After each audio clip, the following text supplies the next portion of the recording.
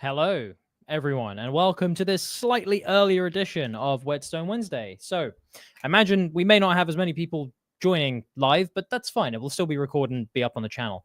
I hope you guys are well. For anyone who is joining, I would love if there is anyone there just to tell me that the microphone is working, purely because I've just changed the setup slightly. So I want to make sure it is okay. It should be. In which case, I'm just going to kind of crack on. I'm also going to put a very quick in the chat just so everyone knows, and then I'm going to get straight into copywriting stuff. So let me just quickly. The reason I'm starting a bit earlier is because I have a ton of stuff I need to do today. So I need to get this kind of like squared away and then put my head down for the rest of the day. Hello, Ahmed, not so fam, mystery. Hello, everyone. And you, fam, said you can hear me. So thank you very much. Appreciate that. And I'm going to put in the Whetstone channel. I'm going to add everyone actually and just say we are live. All right.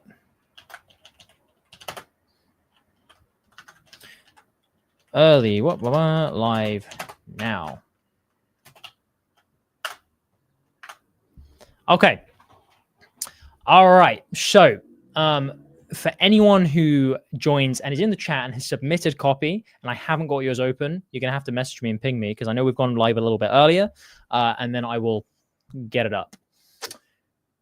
So let me share my screen, and we're going to get straight to this. Oh, hey, Noah. I see you. Okay. And guess who's we're starting with? We're starting with Noah's. Okay. Hello, everyone. Hello. Okay. I think we are good to go. I've got an eye on the chat there. We have a lot more people joining than I actually thought we would at this stage. I'm going to most likely for my Whetstone Wednesdays, I'll be doing them a little bit earlier as well. So we'll be a little bit more organized usually. So let's get on. All right.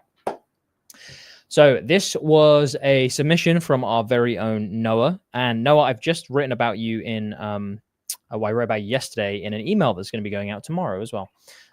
So thank you for giving me context. Of course, Noah is, for anyone who doesn't know, is Copydat's video guy, video director, editor, all of the above. And he has submitted what I believe is going to be an ad for his video agency.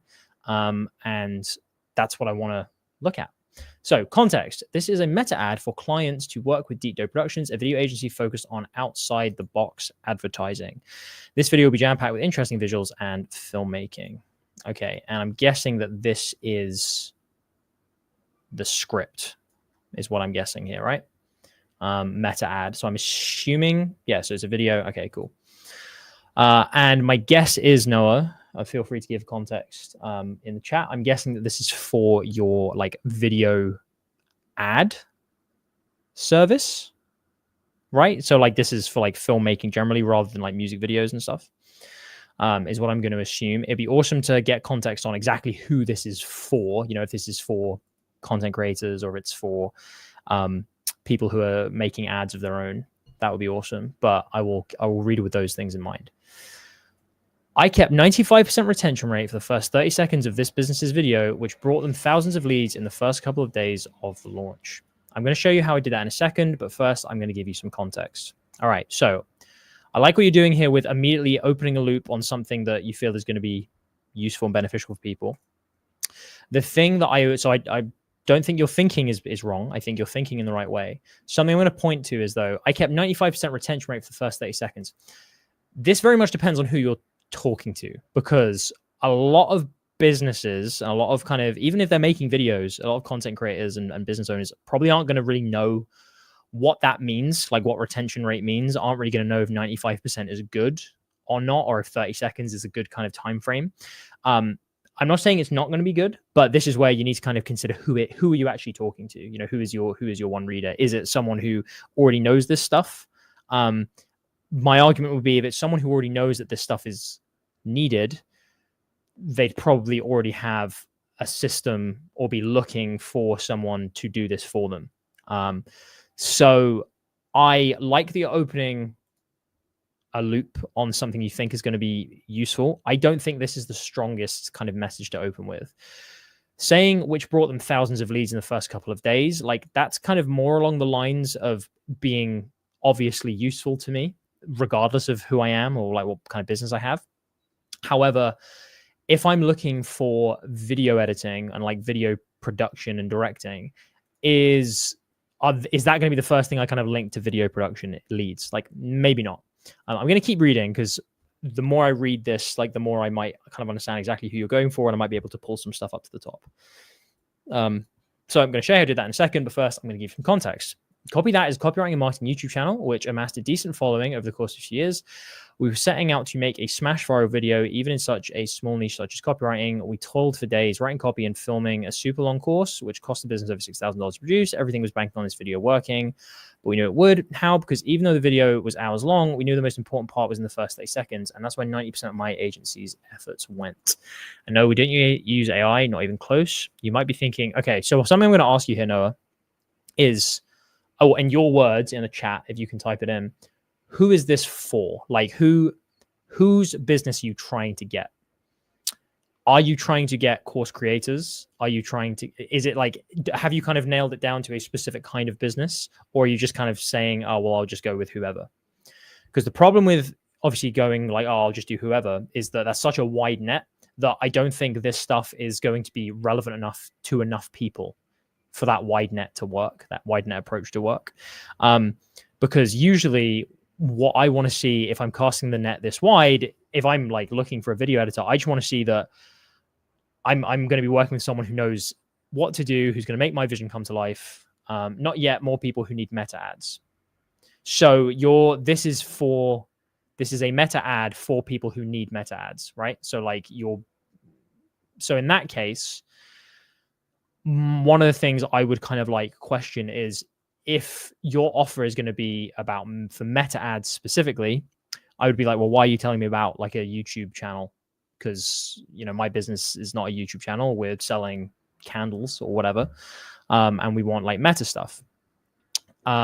So like already kind of through here, I can see like, you're putting in some good proof, like you're an award-winning director of short films and music videos. Again, like I think that even though we know that might not have much to do with advertising, like us people in the know might know that, oh, it doesn't really matter if you've done short films and music videos.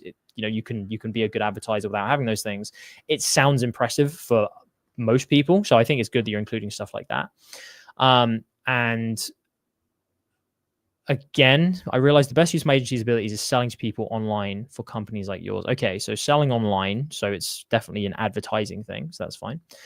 Our secret isn't AI. It's not trends. It's real artistry, which stands out among the slop online today. Okay, so you're kind of setting yourself apart by saying, we actually care about this. This isn't just, quick fire shit.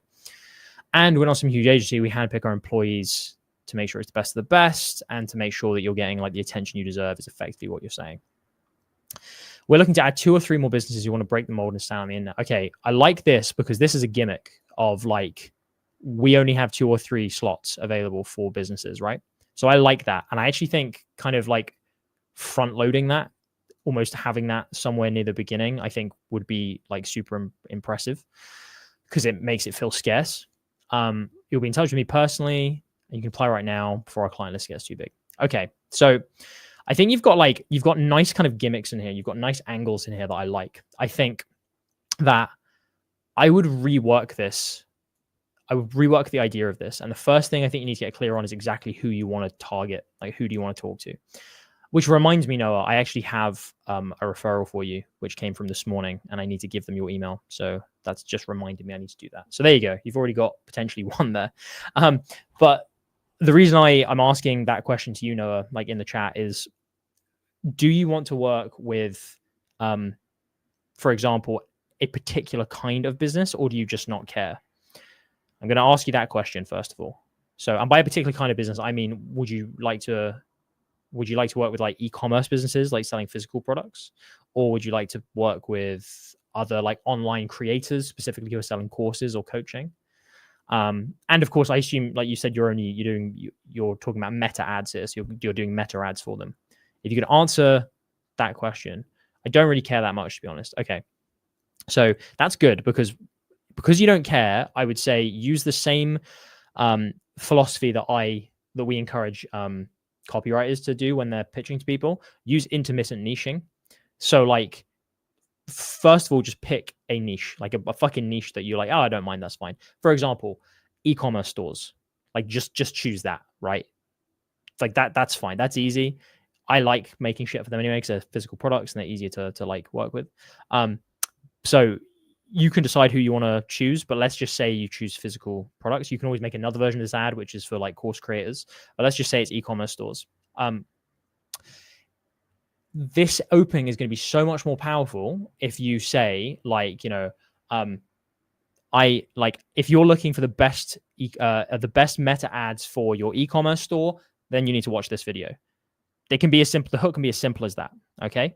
And then it can be in a few moments, I'm going to show you how I have like achieved like crazy metrics for videos across like Meta, YouTube, whatever, like, and like internal courses or TikTok or, like music videos, whatever you want to say, all by using like advertising principles that e-commerce stores should be using to get more sales of their products.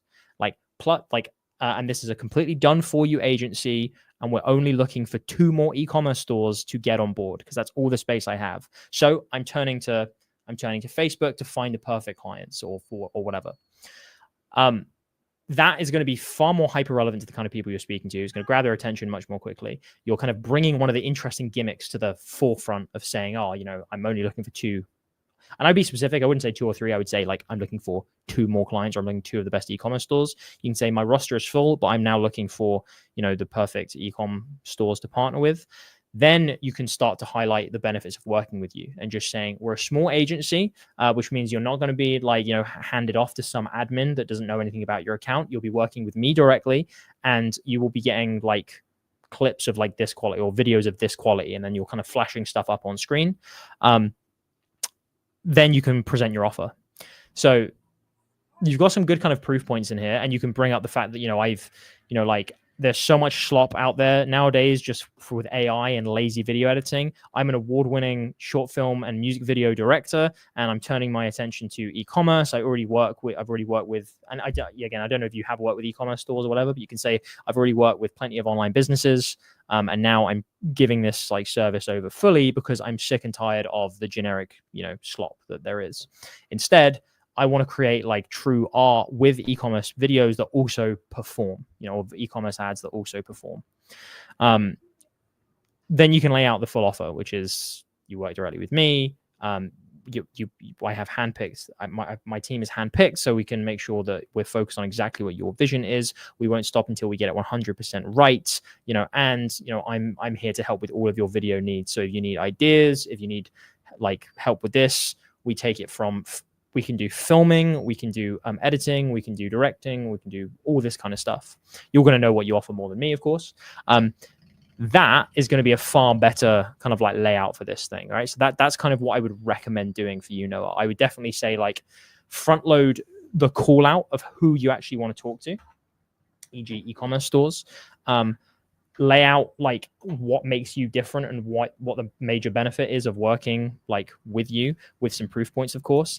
Then alongside showing proof of what you've done and like either testimonials or testimonials and examples of the videos you've done, then lay out the offer and have a very direct CTA. And I particularly like bringing the gimmick of I'm looking for like 2 more e-commerce stores to join my agency like to the forefront. I really like that. You can make this a lot shorter, and you can make this like far more focused and far more relevant, and you can hit them straight to that like quiz funnel or that application page below. That's how I would be changing this. So I think you've got good ideas in here, and I think you've got like nice gimmicks that I think can work like really well.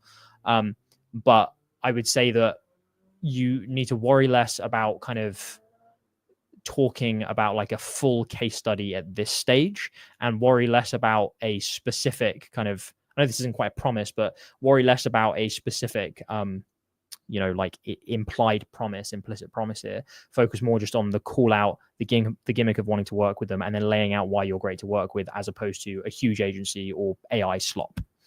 So I would say go away and redo this with that in mind, with that kind of structure in mind and that new like value edit in mind. Then let's look at like the specific line edits of how you get all that across. Does that make sense, Noah? Do you have any additional questions? And hey, everyone else. Hey, Zander, Kabir, Ed, Mawan, Dandelion, Paula, GJ. It's super helpful. Thank you very much, Noah. Awesome. Good to hear that. GJ says, I see so many YouTube videos that are terrible. It's like I'm back in 2018. The best YouTube ad I've seen in ages is Grant Cardone. Personally, I can't stand him. As a C viewer, the timing of the stream is perfect. Yeah, I think and as I said, I think I'm probably going to start doing streams at this time when it's my Whetstone Wednesday, purely because it's better for me as well. And it means that there's still morning time in America, so Americans can still watch it, and we've got people who are further out in like Asia who can hopefully get this as well. And hey, Steve as well. Okay, awesome. Thanks for that, Noah. Appreciate it. All right. I can't remember who sent these in, so apologies if I'm not saying whose name this is. Okay. Hey, Alex, I've been doing creative strategy for this CC cream brand. Korean skin therapy products, Korean color changing CC cream. Let's have a look.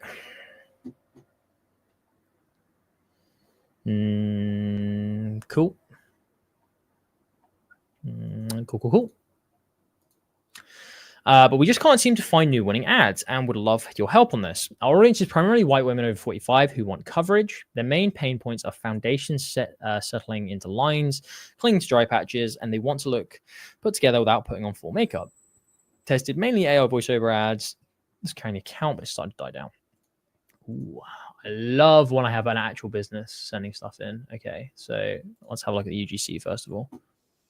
I don't think you guys are gonna be able to hear this, so I'm just gonna play it out of my speakers and hope that This is the best CC cream I ever tried. It's not a makeup, it's a skincare product with coverage which can soothe, moisturize, boost radiance, and protect skin from UV rays. It's so cool how this white CC cream slowly turns into my skin color. The encapsulated pigment in this cream can match a wide range of skin tones. You can actually use this on under eye and naturally covers dark circles and reduce the appearance of eye wrinkles. Let's apply this on the other side and the finished makeup.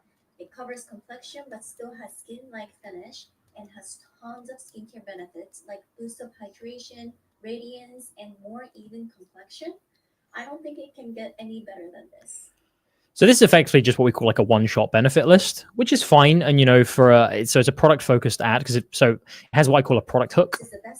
So product hook is basically a hook. For anyone who doesn't know, tends to be the first 3 seconds. That's how Meta defines them. So it's just how I define them generally. So the first 3 seconds of your video, that's your hook. And there are 5 different categories of hooks that I define. This one is a product hook, which is very much just, hey, look at this product, okay, and you already know what you're getting. So I immediately know it's an ad. And as long as the person in it is being genuine and is revealing new information, then I'm fine with it being an ad.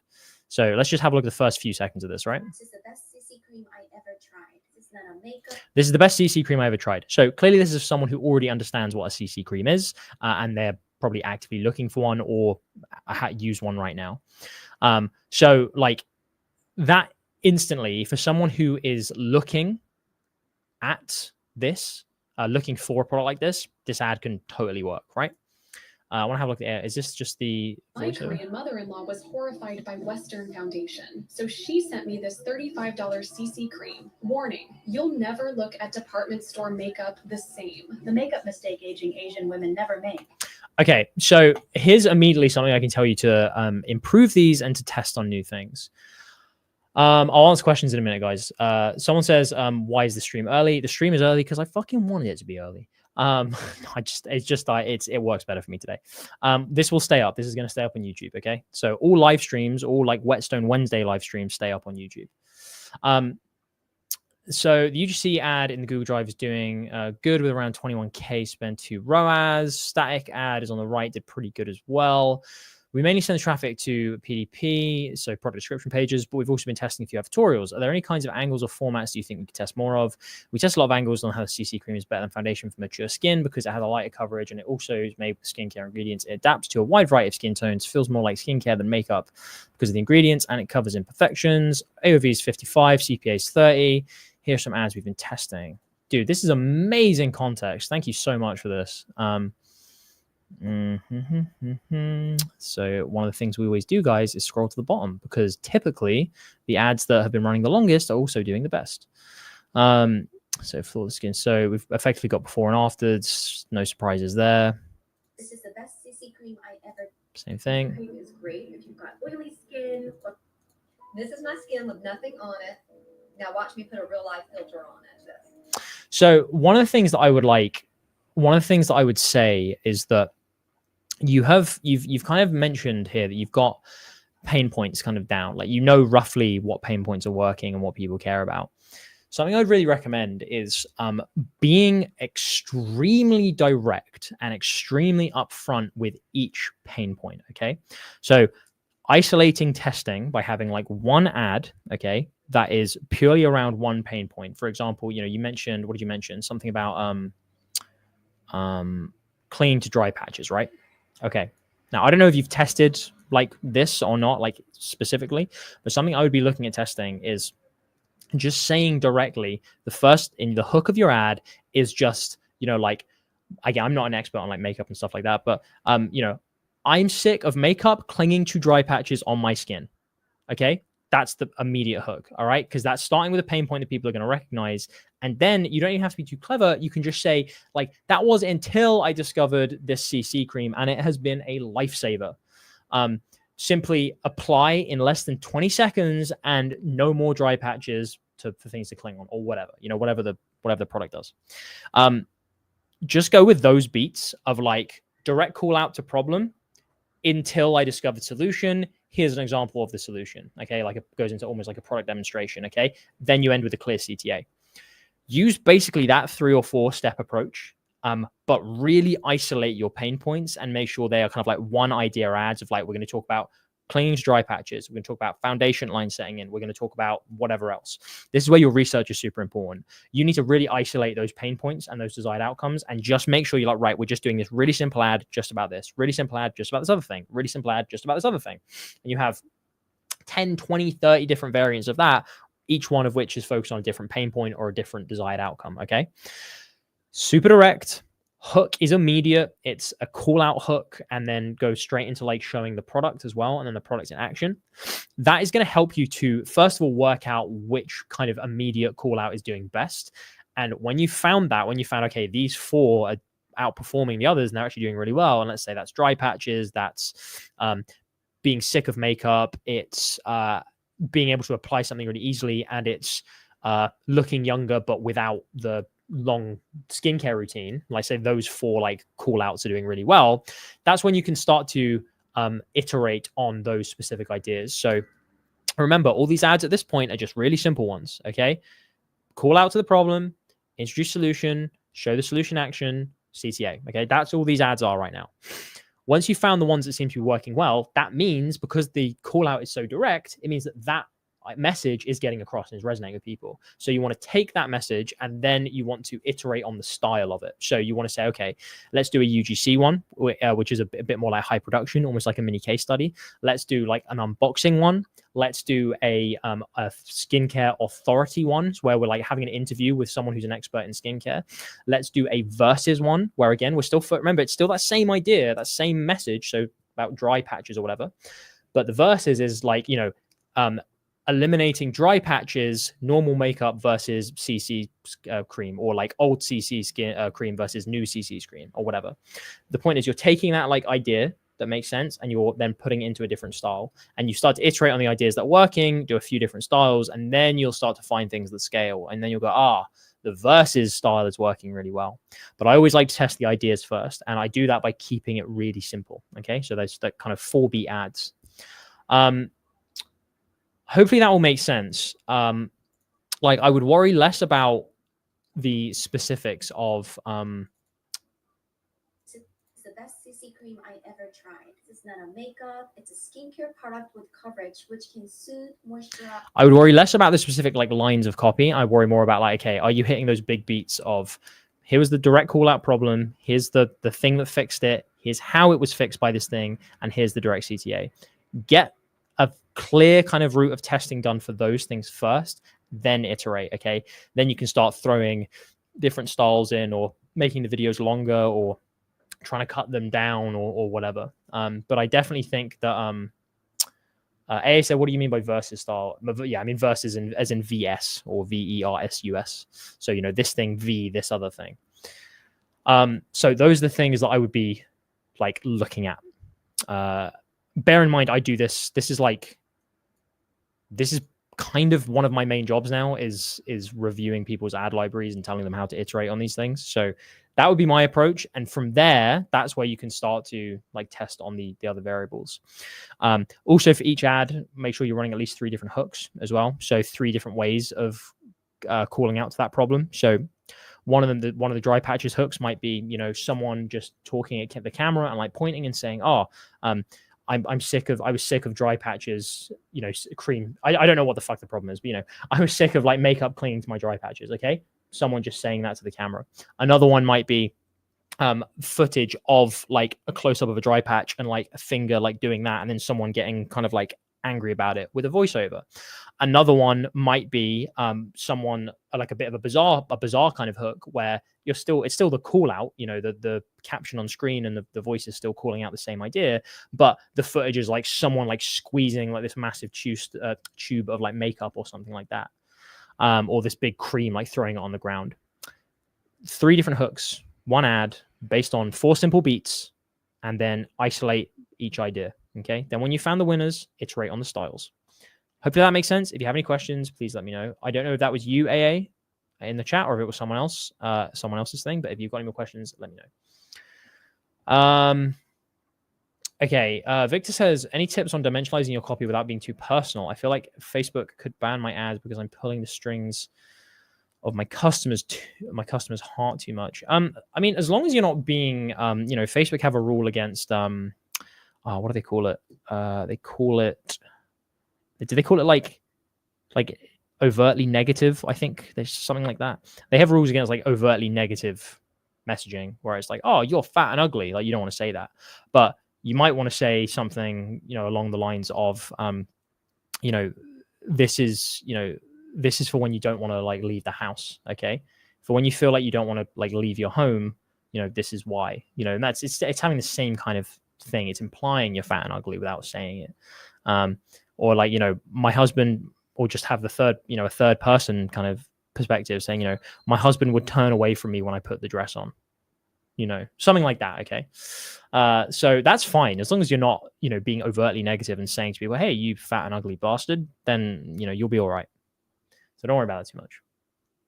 Okay, cool. Thank you. That was a nice one. I like looking at that. And this looks like Alec. I know it's Alec because he likes to put his funny titles. Vic says, oh, like showing rather than telling. Yeah, basically. So just, you can imply very heavily. Hi, Clinton. Steve says, the algorithm prefers if you say, according to experts, you're fat and ugly. Yeah, exactly. Or not even that. I would say, I would just reframe the whole thing around a hero story. So it's according to experts, I was fat and ugly. That's much better. Okay.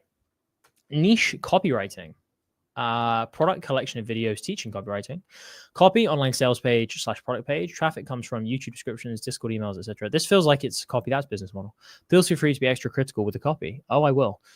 Should I restructure the copy and mention the name of the product and headline or lead? Please feel free to share any feedback on the flow or smoothness of the writing / grammar. I tried to fix it, but it still feels a bit choppy.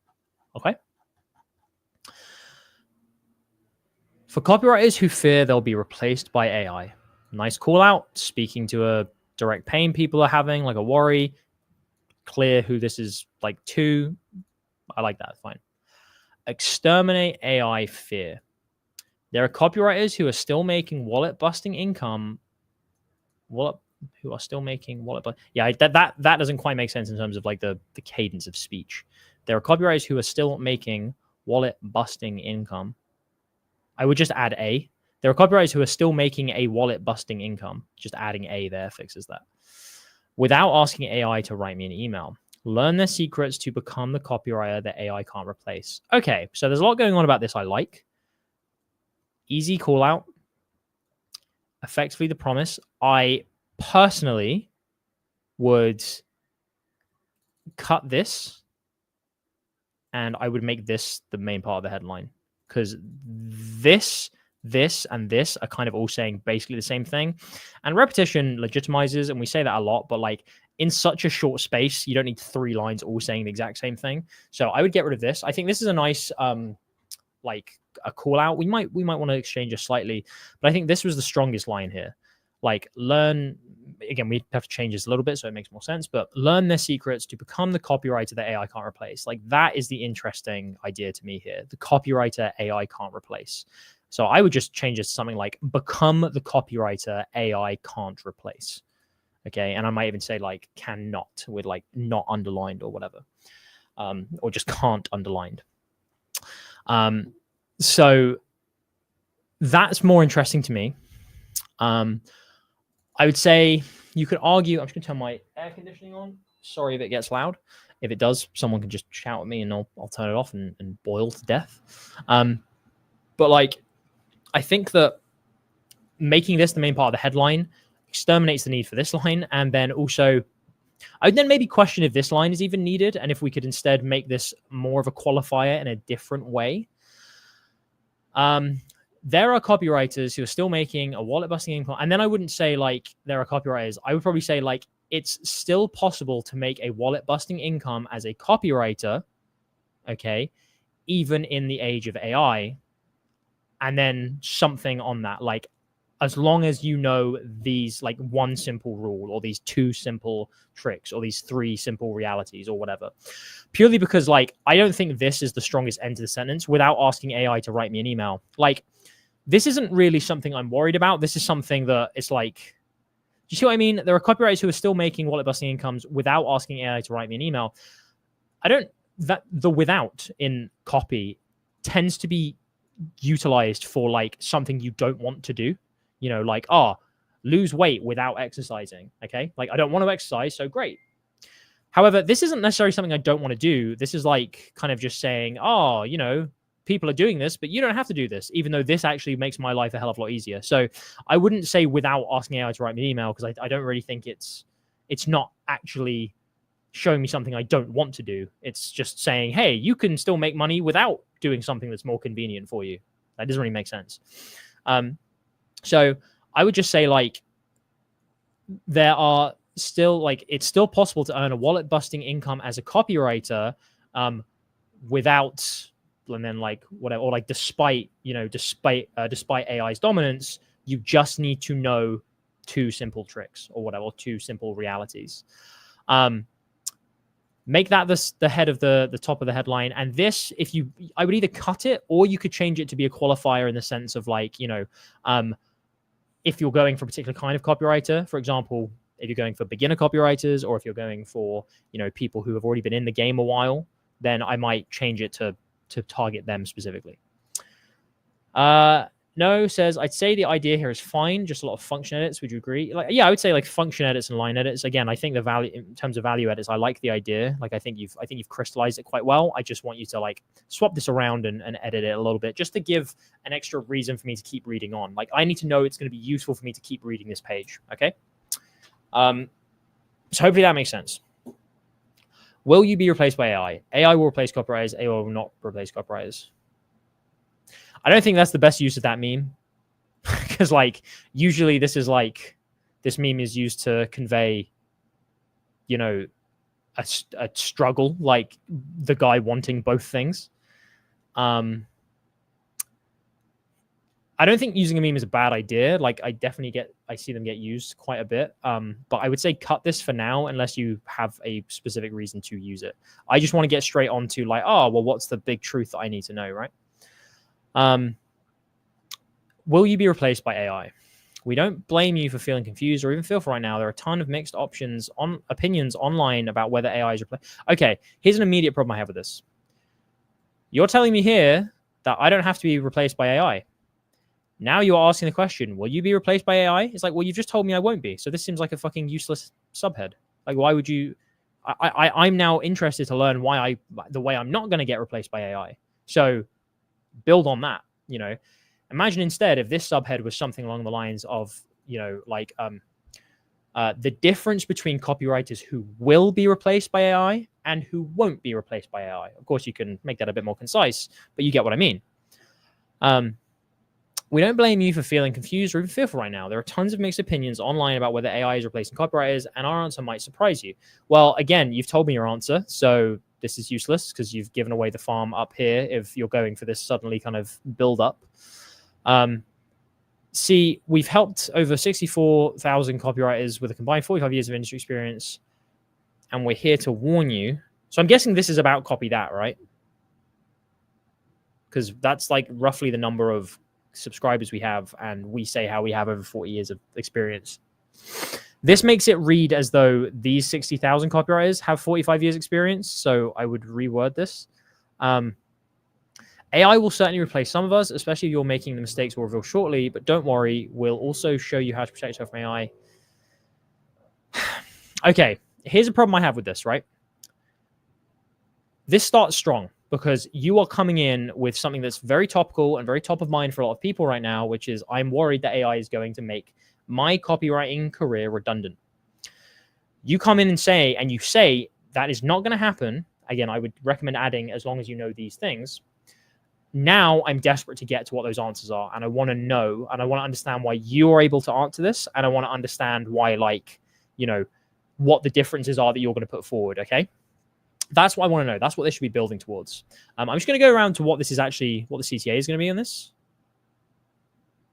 So what is this? Is this a course? I'm guessing this is a course. So my problem is you're going straight in here to kind of talking about why AI is like a thing, and you're kind of saying a lot of businesses want to use AI, and people are saying it's going to replace jobs, and and then just kind of reiterating useless stuff. Like, our answer might surprise you. It's like, I know your answer, and I know AI is going to replace jobs. That's why I'm worried about it in the first place. So this is all kind of just wasted, right? Some business owners are already using AI and call it good enough for them.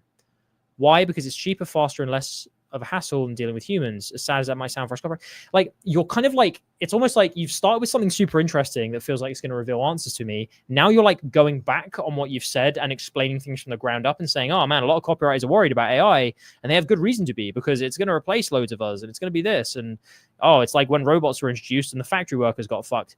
This isn't making me feel better. You had me gripped here, and it's like, okay, now I want to know what this thing is and why it's different. But this is now just going too far back and over explaining. Okay. So here's how I would restructure this. I'm just gonna skim through this to see what you do for it. Okay. So this is still about the fear of AI. So AI threat. That's why we're so excited to share this with you. A cure for the AI pandemic and protect yourself from being replaced by AI. That doesn't make sense grammatically. You need to fix that. As mentioned before, this is useless. Get rid of this. This is fluff copy. Right now, there are copywriters who are quietly earning wallet-busting income despite the AI pandemic seemingly replacing copywriters. Don't you want to be one of these copywriters? Fluff copy. If your answer is yes, and you also want to easily find more clients, upgrade, never worry about replacing AI. I'm not saying this is bad to mention additional benefits here, but I still don't know why the fuck I am not going to get replaced by AI yet. So there's no point in kind of adding other benefits. You haven't even fulfilled this thing I've come to read about. So, why would I have stuck with you for this long? The easiest fix I could possibly give you right now for this is delete all of this, first of all. If you delete all of that I've just highlighted, this will immediately be better, because at least this is kind of starting to get into something a bit more relevant to the lead, to the headline complex. But anyway, let me continue. Here to help you overcome your fear of AI by sharing our most valuable copywriting techniques built on 45 years. Over the next few minutes, you'll discover why a small group of copywriters is being hunted by companies to pay them stacks of cash despite the AI pandemic. Okay, this is now interesting. This gives me something to hold on to. And again, this is the kind of thing that I would lead with after your headline complex. Okay, Imagine if instead you led the rest of your sales letter with, like, within the next few minutes, I'm going to show you, or you're going to discover, why a small group of copywriters is being hunted by companies who are sick of garbage AI writing and who have sworn they will only ever work with humans again. Okay, that's interesting because it feels like there's opportunity for me now. But this is also future-proof, because there are a few rules that these copywriters understand that means no LLM, like AI, you say no AI, no matter how advanced it gets, will ever be able to replace them. All right, now I'm really interested, because it's like, shit, well, that's my big fear, is one day being replaced by AI. And one of my objections is, yeah, but what if AI gets better and better? If you're kind of saying immediately, like, it doesn't matter how good AI gets, in fact, that is something I might even put up here in the headline complex. You know, I might even add, like, no matter how good, no matter how advanced AI gets, it will never replace copywriters who can do these two things, or whatever. Pause for a second, have a look. So I had a few things. The IQ curve meme would be good. Yeah, potentially. I think drop the idea of a meme for now, just because, like, I don't think it's needed. I was having an argument on AI topic on Discord today on topic of market research with AI. Cool. I did one of these for my newsletter. Built it around AI having a heart like the Tin Man of Wizard of Oz. Can't connect with the heart. Work beautifully. This sounds like ChatGPT. I've never used it to write anything. I bought BNSN to help my employees though. I think that we can have a whole conversation about AI. I wrote a newsletter yesterday for Copy That, which I'm going to queue after this call to go out, I think, tomorrow. Like that, I talk about AI in this newsletter that's going to be going out tomorrow, very, very briefly. But like Sean and I just went to and Noah just went to a copywriting like event with like some of the top copywriters in the world, and we talked a lot about AI. And yeah, like the best copywriting minds in the world are not worried about AI. Like they're seeing it as a tool, and they're seeing it as it's going to help you do things quicker, and it's going to help iterate on things quicker, but it's not going to replace humans as the pilots, as the decision makers, as the people coming up with the new novel ideas. Okay, I'm going to carry on with this copy.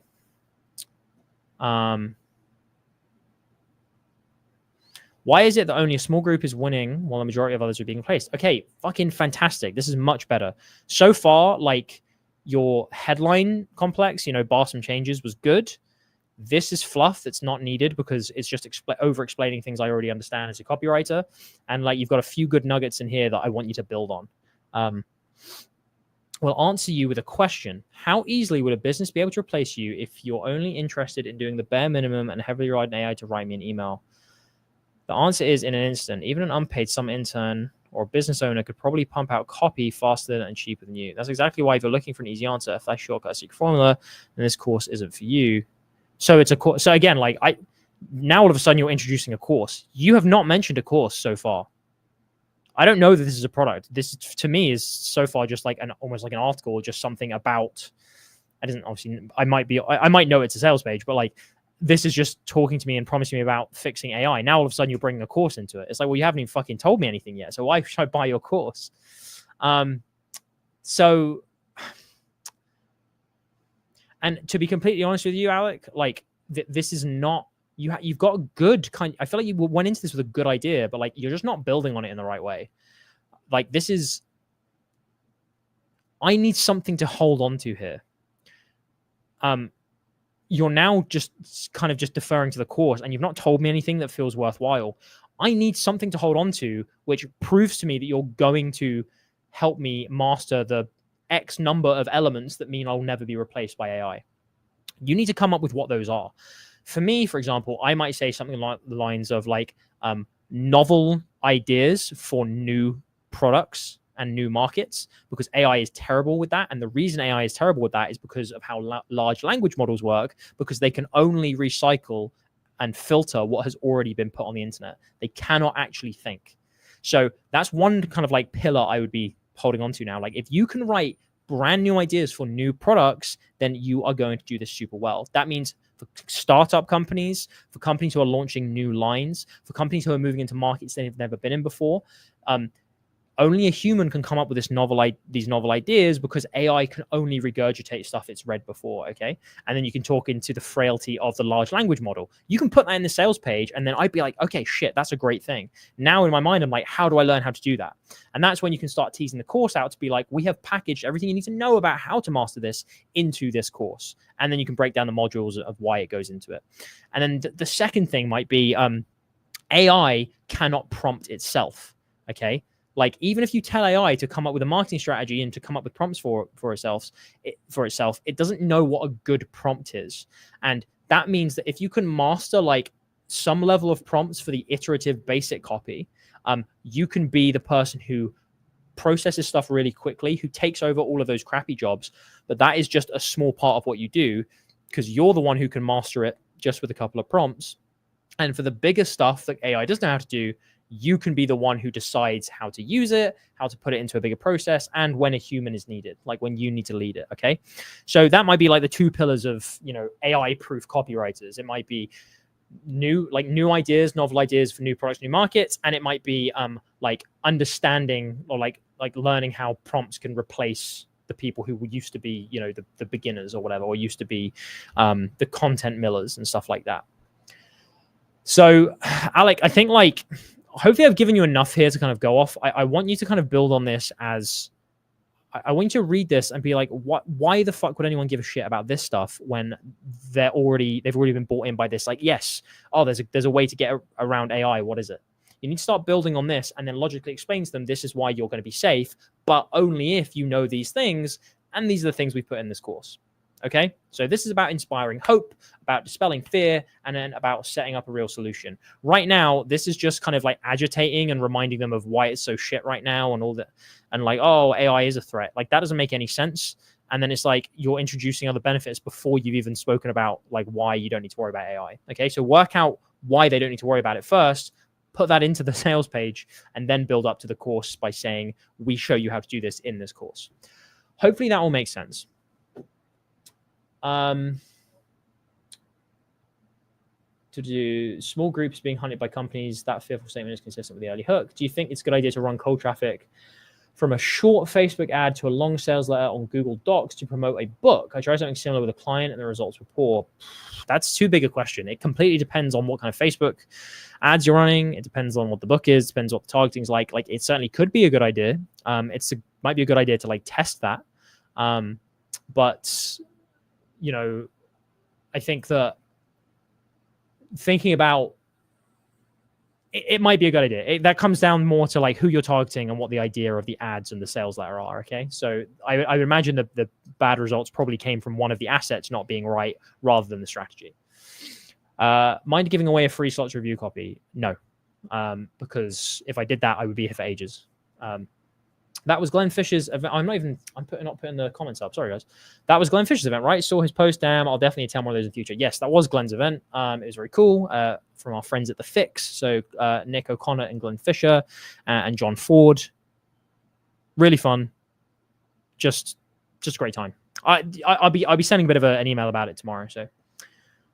So using AI as any kind of research will not be a good thing to do. You can use AI for certain parts of the research process, especially for finding sources or getting summaries, or for like putting a ton of raw data into it and saying what topics come up the most frequently. But just saying to AI, hey, research all this shit for me, it's not good. You need to do it manually. My suggestion, a deeper benefit of being better than AI, consistent income and not living in a cardboard box in the future. Yeah, there's plenty of like those things right there. But I think first of all, for you, Alec, you just need to get clear on like what it is people actually care about and how do you feed that to them. Okay. All right. Product/service I'll be pitching. Copywriting, or whatever it is in my skill set that they ask for. Trying to be the everything marketer here. Target audience is a job poster. Job poster is a copywriter. Say, okay, fine. Job posters targeting is course creators. Choice a niche. Some are how to play guitar course. Some are digital marketing course creators. I'm guessing this is for an actual job post, is what I'm getting from this. They're looking for someone who's ideally a graduate of Copy Hackers, because she's also a Copy Hackers graduate. But when I dug around a bit, what she says in her funnel is close to what Copy That teaches too. I would say Copy That and Copy Hackers are fairly similar. I think we're both like, I learned from Copy Hackers very early on in my career. So like I took quite a bit of Joanna's like teachings to heart when I was doing stuff early. So I think we're similar in a lot of things we talk about. One place we Copy That definitely differs from Copy Hackers is Copy That is a lot more principle based. Copy Hackers do a lot more formulaic stuff, which is fine for some of the stuff they teach. But like broadly speaking, I'm not going to get into a whole thing about Copy Hackers versus Copy That, but fine, fair enough. Speaking from and to the mind of the customer audience with research. Here's what she posted. The copywriter will be responsible for executing conversion-driven copy for our course creator clients. Customer series, strategic visual life, how to apply. Please send an email to this with the subject line copyright and answer the following. What do you think? Why do you think you're a great fit for this position? What is your superpower? God, I fucking hate interview questions like that. Evergreen webinars are our bread and butter. So instead of filling out an application form, I'd like you to write an opt-in page or a webinar invite email inviting me to have an interview with you. The copy should demonstrate your persuasion powers and ability to think outside the box. If successful, you will be invited to book an interview with a member of the team. All right, why submitted? Webinar invite email. Okay, more context. I've also entered her marketing funnel for her business course, Day One Evergreen. Watch her free course for a target audience and store an Instagram bit. Nice. I did my best to incorporate some verbiage insights, and I found on her Insta into the copy. She's really big on using PAS, problematization, his line. This is one of the reasons I'm not like I don't recommend. I don't want to say I don't recommend. Copy Hackers is good. One of the reasons I don't recommend people go and learn everything from Copy Hackers is because like they really heavily rely on shit like this, and it's just I've known like juniors who have come from Copy Hackers stuff, and it's just I've just had to like reteach them and be like, you're trying to shove PAS into everything. Anyway, I wrote something, but again, if this is your target audience, so good job on actually researching her. I wrote something within 2 to 3 days, and I got help from a lot of people in the community critiques Discord channel. And this was the best I could come up with at the time. Grateful for all of them. End result, I didn't make it. Not sure if it was just because I didn't have any copy hack certifications or it was just shit. I would probably say, obviously I haven't read it yet, but I would say that if she has specifically said she wants people with copy hackers certification, and she's put this out on LinkedIn or something, and people who are within copy hackers or related to copy hackers know this is a thing, I wouldn't be surprised you didn't get this, because she would definitely be looking at copy hackers people first and foremost. So if you haven't done that, I would say that probably is a big part of it.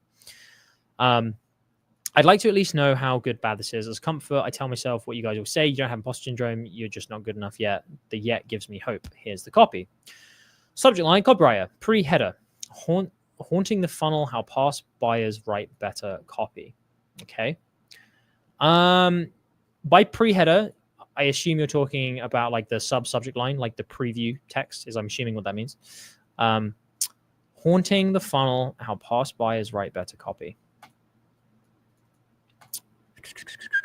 Now, here's something else I know about copy hackers.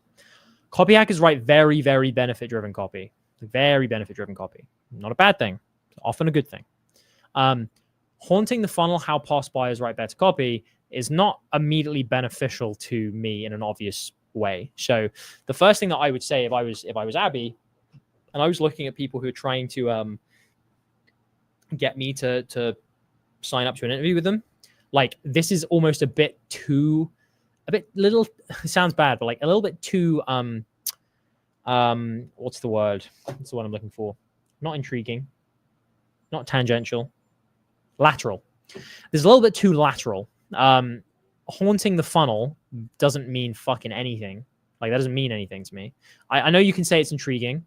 And copy that. We like to name our masterclasses shit like that. But to be completely honest with you, we do that purely out of a sense of intrigue and fun. If I was writing an email where it's I'm trying to get this person to show I'm a good copywriter and I want them to book a call with me, I'd be far more beneficial, benefit driven. How past buyers write better copy. And it's okay, intriguing, but again, what does this mean to me? Are you a past buyer? Is that something that I'm to know from this? Why is this line making me want to open this email? If this is in the sub-subject line, why is this getting me to open this, right? Now, instead, if you were going purely for intrigue, do you not feel that opening a loop into the email, a direct loop into the email, would be stronger? For example, something I used to do in my CV, I used to, at the top of it, I used to say, I can't remember the exact line, but it was something like, want to know how a newspaper ad from 1903 led to influencer marketing today, or something like that, right? And then I think I would put, I'll tell you at the bottom of the CV, or I'll tell you in this email, which is actually a reference to, hang on, where are we? To this ad up here, on my wall. But that at least opens the loop in a direct way. So it's like, oh, I'm going to find this thing out as I go into it. Whereas how past buyers write better copy, it's not obvious enough what I'm getting out of this, and I'm not really sure the exact kind of conclusion that it's going to be, that's going to come to. So it's not quite caused me an itch yet.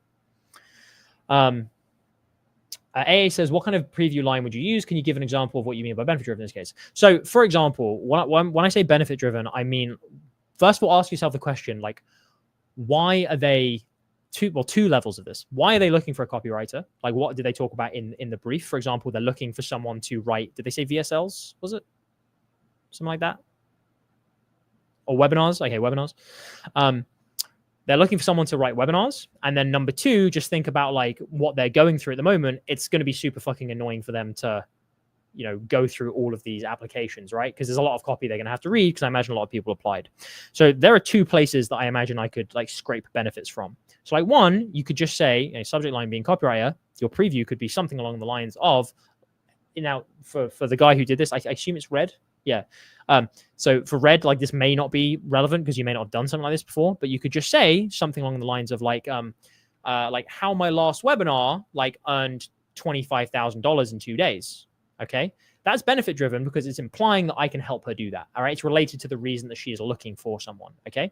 So that's what I mean by benefit driven. Like, oh, it's like, oh shit, well, this person is really going to deliver on what I want. Okay. Because you're throwing some proof into there as well. Or it doesn't even if you haven't got results, you could just say like, you know, like 4 things I learned from watching 26 hours of webinars, ... Okay, something like that, right? So it's like, oh, well, the benefit to her is, one, it's showing that you know about webinars, and it's also opening that intrigue and that loop of like, oh, well, what are the 4 things? There's almost a benefit to me going in and having a look at what they are. So that's the first level of benefit. Second level of benefit, which is a little bit cheekier, but I would probably go for the first level personally, but you could still do this, is something else I used to do in my CV, which is getting across the benefit of like making it easy for them to read and like reducing friction. So subject line copywriter, the preview could be like, I promise this email will only take 2 minutes, 17 seconds to read. Okay. It's like the benefit of that to me is, if I'm the interviewer and I'm reading through all these applications, like I want a fucking short application, right? Because it's like, oh God, you know, or I want it to be easy to read at least.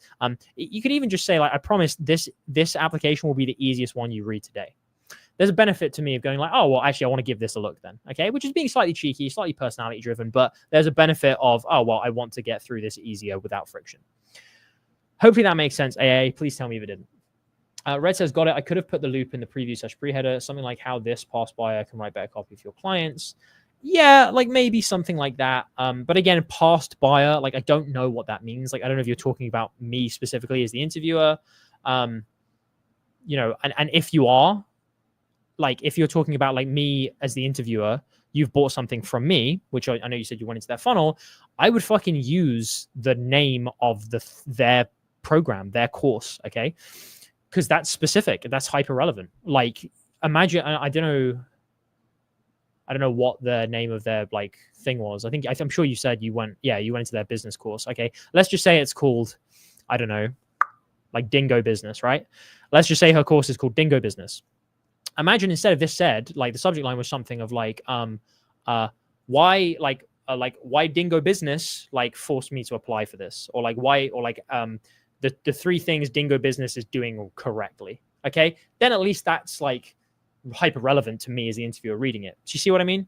So instead of just saying, oh, this past buyer, you can even just say like, I'm a Dingo Business customer. Here's what I would change about your funnel, ... Right? That's like, oh fuck, it's hyper relevant, and there's a benefit to me because you're going to be telling me about like how I can improve something. Make sense? And again, like I have course buyer, enrollee / student could have worked better. Again, kind of, but that you're kind of missing the point. Like it's how are you showing that it's really relevant to them. It's not about the word you're using in place of buyer. It's how you showing that it's like super specific. Okay. That's what I need to know. Alex, you were doing the live stream earlier in the day to watch the Europa League final. Wow, someone caught me out. I don't even have I don't really care who wins. You know, it's like, all I'm saying, if it was a more competitive, like bottom of the table this season, Spurs and United would fucking be getting relegated. So it's not exactly going to be a clash of titans. But I'm still, I will still go to the pub to watch it. Okay. Hi, Abby. Ever had a ghost write copy? Sorry if that made you sad. I don't know. I mean, I don't know if you support one of those teams, but I'm sorry if you do. Like, let's be honest, it's not been a fantastic season. I mean, fuck, if you look at the last 6 games, Spurs and United are bottom of the table, you know, so like, you know, shit versus shit in a shit cup. That's the other thing. It's the Europa League. Like, you know, I know that I think I saw the BBC billing it as like, oh, it's like £100 million game. And, you know, they're obviously going to get a boost and they'll be in the Champions League next year, et cetera, et cetera. But like, it's the fucking Europa League. Okay. Like, let's not pretend that this is Champions League, and let's not pretend like that this is, you know, even the FA Cup final. You know, I love the FA Cup, but you know, even that like is better viewing in my opinion. Anyway, hi Abby. Ever had a ghostwrite copy designed to agitate and soothe the pains of your client's audience? A few years ago, I was buried in unfinished module, self-doubt, and buyer's remorse. That version of me didn't make it. Don't get me wrong, that's a good thing. I had to let him go to become someone who could finally act, not just consume, but I never stopped listening to him. He still speaks through every line of copy I write. When I write for course creators, I don't write at the audience. All right, red, pause. Now, I don't know Abby. I don't know what her opinions on copy are. I don't know like how she likes to write. I know obviously you've said that you've kind of spent a long time doing that. The problem with this is like, this is hyper fluffy right now. Like, and I'm going to be mean. Why should I give a shit where you were a few years ago? Why should I give a shit what you felt about making it or not making it? Why should I give a shit about like if you still listen to him or and I know you could argue, oh, well, I'm building up to something. But the point is, building up to something does not equal it being interesting to me as I'm reading it. And that's kind of what I'm feeling right now is like, this doesn't mean anything to me. Remember, you have just, I know you've said like one thing about, oh, have you ever done this thing, Abby? But you've just spent the next 1, 2, 3, 4, 5, 6, 7, 8, 9, 10, 11, 12, 13, 14. Okay, so you've just spent, I'll say 13 to be kind. We won't include that last one, but like you've just spent the next 13 lines writing about yourself. Okay? Like you're trying to get someone, you're trying to persuade someone that you would be a good person, you know, for them. Okay? For them. And you've just spent a lot of time talking about yourself. So that in itself, without even reading like copy in detail, I want to hear how you can help me write better webinars for my clients. And like, you need to start with a me focused, as in like, you know, an Abby focused thing. Start with an Abby focused thing. Start with something that Abby cares about or does, or like has referenced, right? At the moment, you're simply talking about, oh, here's why I'm great and I'm great and I'm great. And you can sit there and you can say, yeah, but Alex, like it's for an interview with me. Surely I need to talk about myself. And yeah, you do need to talk about yourself, but you need to do it in a way that relates to something that she's already going to care about. You need to lead with those things and make sure that you're referencing shit that she has done and like what she is looking for. And then just a single direct conclusive proof point for why you can do that. At the moment, this is kind of like fluff because it's building up this kind of narrative of like, oh, I went through a lot and like, I didn't quite know this thing and now I'm better and I never stopped listening to that guy. And it's like, none of that really means anything to me. Like I want to find proof of why you can do all this stuff. And I want you to show me that. City were unlucky. Yes. But again, one of my friends is a City fan. And like the argument I made to him, because I was watching it on a train on the way back from France. One of the point I made to him was that if like you're bitching about like a handball decision not going your way or like one missed penalty, then you clearly just weren't clinical enough at the other end of the pitch. Like it's as simple as. And let's be honest, I think what do they have, like 80% possession at the end of the first half? It's like if you can't convert with 80% possession, then clearly the other team have got your game plan down. And yeah, Henderson was great. There were good saves. There were good blocks, you know, from defenders as well. But ultimately, Palace won because that was their game plan, was to fucking get in the way of everything City threw at them and then counterattack. And it worked. So I wouldn't say they were unlucky. I would say that they're just fucking not as clinical as they used to be. Damn, I didn't know you're a football fan like that. I was low-key trolling because I knew you're a rugby fan. I like rugby and I like football. I don't really... I mean, I do follow the Premier League, obviously, because... Well, obviously I do, because I've just been, like, talking about it. But, I mean, technically I was talking about the FA Cup and the Europa League, but I don't have a team in the Premier League. Like, if I had to say anyone who I kind of follow in the Premier League, would be Arsenal, just because they're, like, the nearest to me. Like, I can get to the stadium really easily. But the team I actually support is Watford, because that's where I was born. But obviously... we're in the Championship, so I follow Championship more than the Prem. Anyway, but I am a rugby fan as well. I would say I'm probably watching more football nowadays than rugby, purely because Harlequins have been doing shit. So have Watford. Anyway, and we just sacked our manager as well, or head coach. Sorry. So Cleverly's gone. So we've got is it Pazzo in? So anyway.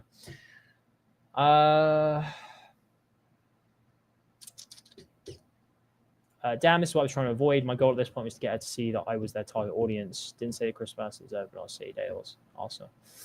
I mean, like, yeah, I mean, Arsenal are fine. Like, I'm not crazy about them. It's just that I can go and like have like 4 friends who support Arsenal because they're the local team. So I will go and watch them and I will go and cheer for them. But I will go and see Watford when I can. This was what I was trying to avoid. My goal at this point was to get her to see that I was target audience. I think that's too clever. Like, you're being too clever. And if that's your goal, is like, just fucking say it, you know, just like say, and you can say it in a way, you can show it by saying it as well. But just like one line of just like how, if she said, oh, you know, her target audience is a specific kind of person, you can just be as simple as saying like, you know, you want someone who can write webinars for this kind of target audience. Like I'm confident I know this better than anyone else because, and you can even include a thing about my superpower in there, because my superpower is being the kind of person who you sell to. All right. And then in 2 lines, you've like done that. And you can have one proof point just saying, you know, like, in the last 4 years, like I've been through this number of courses, including yours, and I've gone from someone who doesn't take any action to someone who implements everything that I know. So I know how real the struggle is. Okay. I didn't quite know like what the target audience is for this. So you might need to, I can't remember what you said actually. You did say it up here. Course creators. So, you know, you can reference that, but in just 2 to 3 lines there, I've said all that you've just said, but far more direct. Okay. And instead of saying I've been the student that's, you can just, again, like small things to make this more engaging for Abby. Just put here, like Abby, do you find that your students are often anxious about not finishing courses, angry about this, Again, just reframing it slightly. Okay. Just like reframing it to a you question. So it's more engaging. So like, I'm going to be honest, Red, like, and yeah, like now you're starting to get into the meat of like, oh, this is my process is this, which is, my process is this, which is now kind of like useful. And it helps show me why you're able to do this stuff. But ultimately, like, this is too fluffy and you're going too much into a narrative when this needs to just be benefit driven, specific, show proof, and prove why you can do it for them. Okay. Like, I think like this is good here, but this is coming far too late after you've kind of spent too much time building up this narrative of me focused stuff. Alex,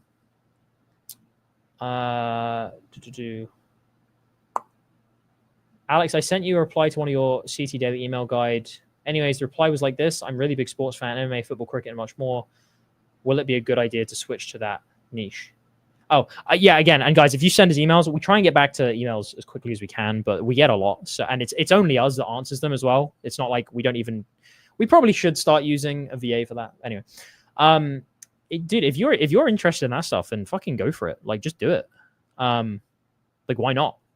There's money everywhere. So if you're really interested in those kind of sports, then yeah, like find things tangential, or not tangential, find things that are related to those sports. You know, e-commerce stores that sell equipment for them, or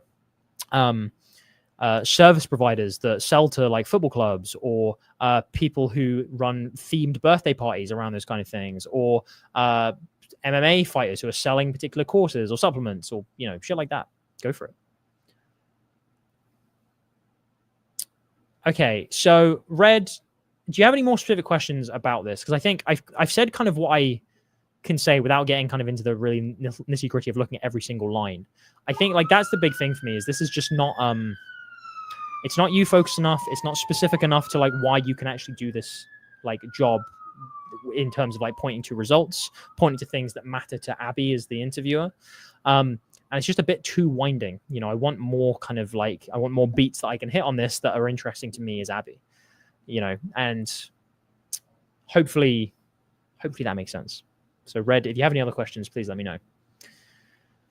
I guess I was thinking about it like leading with the narrative to preempt their objections. Damn, got it. Appreciate the insights, and you destroying the copy. Thanks, Alex. Yeah, it's a hard one, because I think one thing I found is that direct copy tends to work better for most things in life. Like being direct about the benefit, about who this is for, about why it's great for them. You know, having a direct call out. I think that tends to do better. That doesn't mean short copy does better. It just means like you then need to include proof that makes it long copy. You know, like then you kind of like overcome the objections, you include proof and stuff like that. But I've definitely found that the more that you're asking people just to trust in your like narrative building and just your storytelling and stuff, I think the less likely they are to keep reading, unless it's like a really, really interesting story. But let's be honest, it's not going to be a very interesting story if it's just talking about yourself in a kind of, oh, this is the person I used to be. If you start with, you know, like the FBI agent was about to pull the trigger, you know, like was the FBI agent who'd pulled a gun on me was about to pull the trigger. That's like, oh shit, okay, yeah, this is about you, but this is fucking interesting. What's going to happen?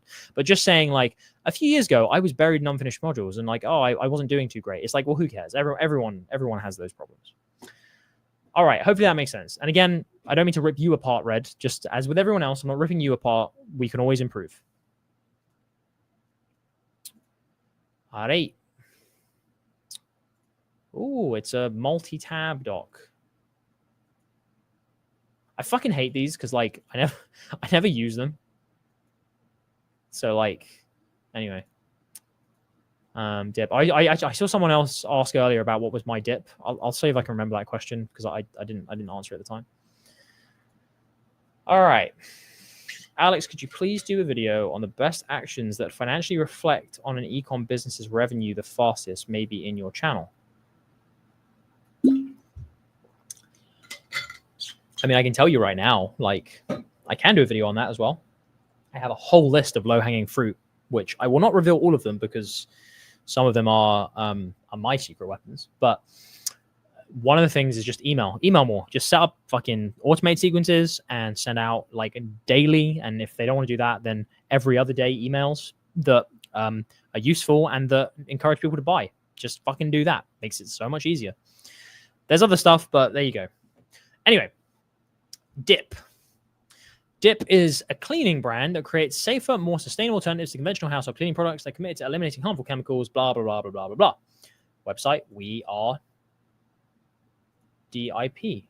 We are Dip. Dip into a cleaner future.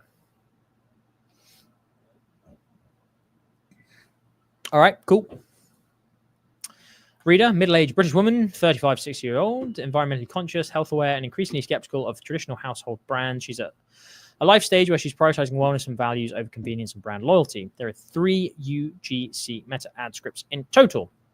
Time taken, about 17 hours. 1 script, context info, Dip, copywriter, creative strategist. What the fuck? Dude, you're giving me so many, like, docs. Dip. Oh, so this is... Okay, so this is a trial task for the brand. Product dishwasher sheets, task, write an in-store educational style ad script about dishwasher tablets by adapting the script of the existing organic post linked below. Okay, cool. Instructions before you start writing, you must read the education document. Holy fucking my life. Okay, I'm not going to read all this. I'm just gonna read the copy. The idea of the first script was that dishwashing tablets you're using contain alcohol ethoxylates, a toxin that then stays on your plate and goes into your body, harming your gut health. So I switched to a healthier dishwashing tablet alternative like dip. Okay, I can already imagine a really easy and effective hook for this, but let me read what you've got first. Is this... Okay, hang on. How have you laid this out? Like, these are not hooks? These are the hooks? Okay, these are the hooks, and then these go into the script. All right. I have a question for e-com emails. Is it necessary to add design, or can I pitch brands and do text only? What's your approach? You usually need to have design for a lot of e-commerce emails because people often buy visually, but like there's nothing wrong with throwing in text only emails. In fact, I really like throwing in text only emails every now and then, but I don't think you could.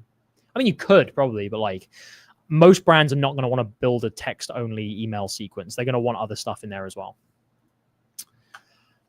You need to toss these dishwasher tablets if you have them hiding in your kitchen cupboards. First 3 whole seconds. Careful, because if you are using actual brands and you're saying you need to get rid of them, and then you're going on to imply, oh, because they've got horrible shit in them, those brands can sue you for that. So be careful. Warning, these dishwashing tablets could be harming your health. Let's go and display large, and bold red warning. Okay. A breakthrough study reveals dishwashing tablets could be harming your health. Okay. Oh man, I hate AI. The truth about these dishwashing tablets might scare you. If you use any kind of dishwashing tablets, you need to see this. Big corporations don't want you to know that these dishwashing tablets could be disrupting your gut health. Okay, so here's the hook I just came up with in my head when you first said about this. The first thing that I would do is like, oh, that's an important message. Oh shit. Okay.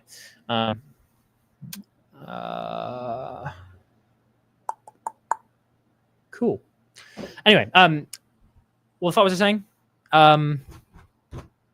Hook. Okay, so the hook that came into my mind when I saw this was not a brand, because you don't want to get in trouble with that, but holding up a dishwasher tablet and just starting with a really fucking simple "did you know?" Okay, which I think like you kind of have a similar-ish like thing, like not quite, but like just so like, you know, did you know that dishwasher tablets could be leaking a harmful substance onto your plates every time you wash them? Okay, something like that. Now I might want to concise that up a bit, but that's a nice and simple one. Okay, like, did you know? Nice motion, easy thing, pointing to something in the screen. Dishwashers could be da da da da da, and then I would also test putting in a specific claim to it as well. So not just harming your health, I would say something like ruining your gut, or like causing bloat, or making you feel sick, or something like that. I would test a few of those just to see if there's any particular one, like if anyone's looking for a particular problem. And because this is like for middle-aged women, I would also be using the family angle in a test. So I would be saying like, did you know like dishwashing tablets could be harming your family's health? Okay, something like that. And then go straight into because of this thing. These hooks are fine. I would probably rate them like kind of around like 5 to 7 out of 10. You know, it's like these are not bad hooks. These are what I would call intrigue hooks, where you are simply like setting up you're kind of setting up a point that you want to make, and people are awaiting a conclusion. You need to toss these dishwasher tablets if you have them hiding in your cupboards. Like I quite like this. I would front load this. And again, I wouldn't be pointing at specific brands, but I would front load that, and I would be like, you know, like if you're using like, and I would probably say like a major brand, like if you're using a major dishwasher brand, you need to throw them out now. Something like that. A major dishwasher tablet brand, sorry. So I like that. Warning, these dishwashing tablets, again, yep, I think that's this and that, they're different enough to test. So I like those. Breakthrough study reveals dishwashing tablets could be harming your health. Yep. Big intrigue. I might like reference exactly what the breakthrough study is, and make sure you actually have one. So is it from, you know, Cambridge University or Harvard scientists, or, you know, the Office for National Statistics or whatever. The truth about these dishwashing tablets might scare you. Yep, fine. If you need any and then again, like this one, I would probably cut. I think it's not different enough to the other ones we already had about like dishwasher tablets, and like, you know, you need to watch this, but if you're using them.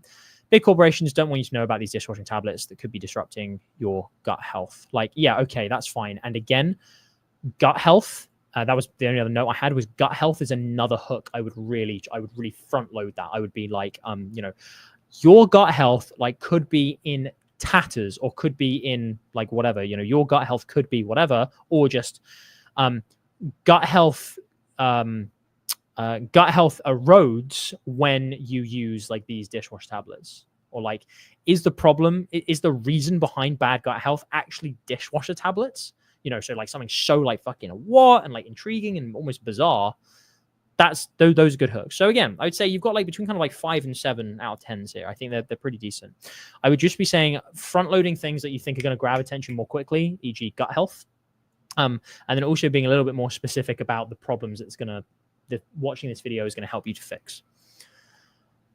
But I love that you've put these visual instructions as well. Like you've got the scene set up, like you've got like specifically this expressions.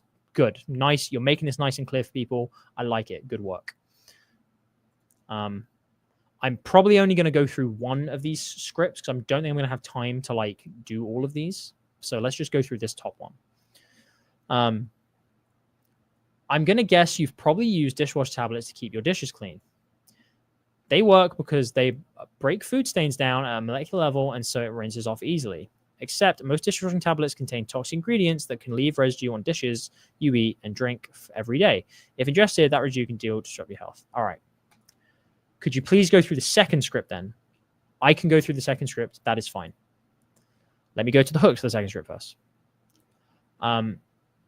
Which is just a point of house cleaning for everyone. Like if you ever send us like multiple pieces of copy, unless they're like tiny, unless they're all like lifts or they're all like really short, like you know, really, really short like scripts or hooks or something, we'll probably just do one of them because, you know, I try to budget myself 8 minutes for this per piece of copy, and we're already like way over that.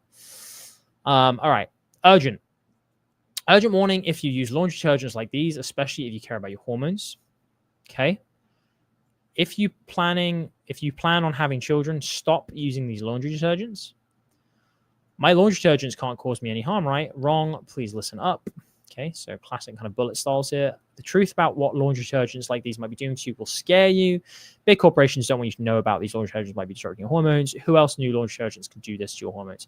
So you've obviously got like hormone focus is one of these. Again, I would test at least one of these where you're front loading the hormones thing. So it's like, you know, like it could just be like, could your hormones, so again, that's like in the first like 2 or 3 words, like could hormones be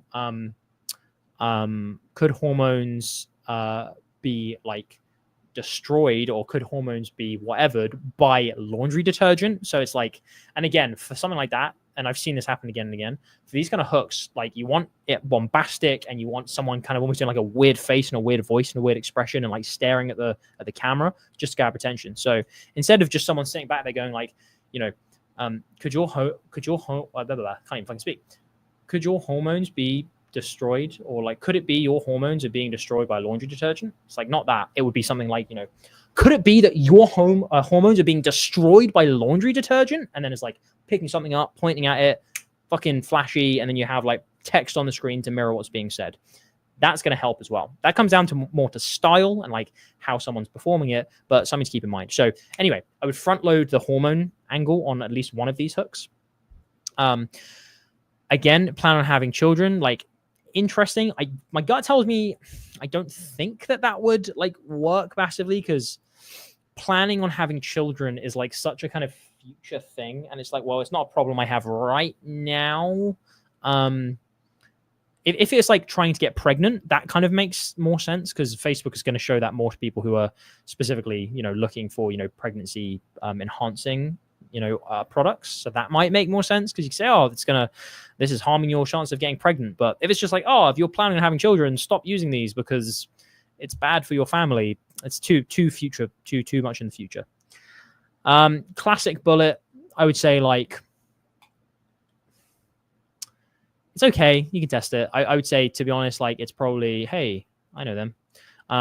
I'd say it's probably more along the lines of something, a more effective one in the modern day would probably be something like just saying laundry detergent could be causing serious harm.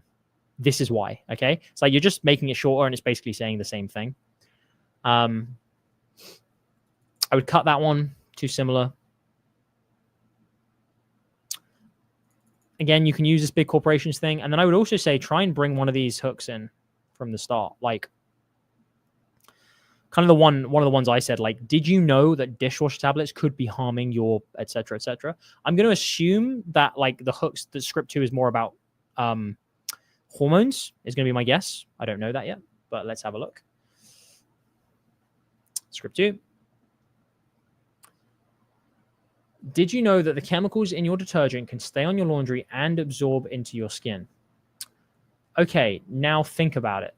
You deal with detergent every single day. You wear clothes, wash detergent all day. You dry off with towels, wash in the same detergent. You even sleep in bed sheets, absorb detergent residue, meaning you may be absorbing those chemicals in your skin. Okay, right. So here's an issue with this. You have not yet told me why chemicals in detergent are bad. All right? Now, like, if you're starting with a hook about hormones and you don't, like, immediately start fucking telling me about, like, why detergent can fuck hormones over, I'm just going to get bored and be like, well, this isn't really telling me what I wanted to know. So you need to make sure your hooks are a bit more congruent with the script that's coming afterwards, because right now they're not. But also you're just talking about, like, the application of detergent on your skin rather than really revealing or telling me why it's so dangerous. Okay. I'm not saying that this shouldn't be said at all. I'm just saying, like, there's a more important point to get to first, which is you need to explain to me why detergent is bad. That's the most important thing. Also, to show how repeat exposure to the chemical ingredient in your detergent is actually linked to hormone disruption and early menopause. Okay, right. So, like, this is kind of like more what I would be starting with. Okay, this is like the thing that I give a shit about.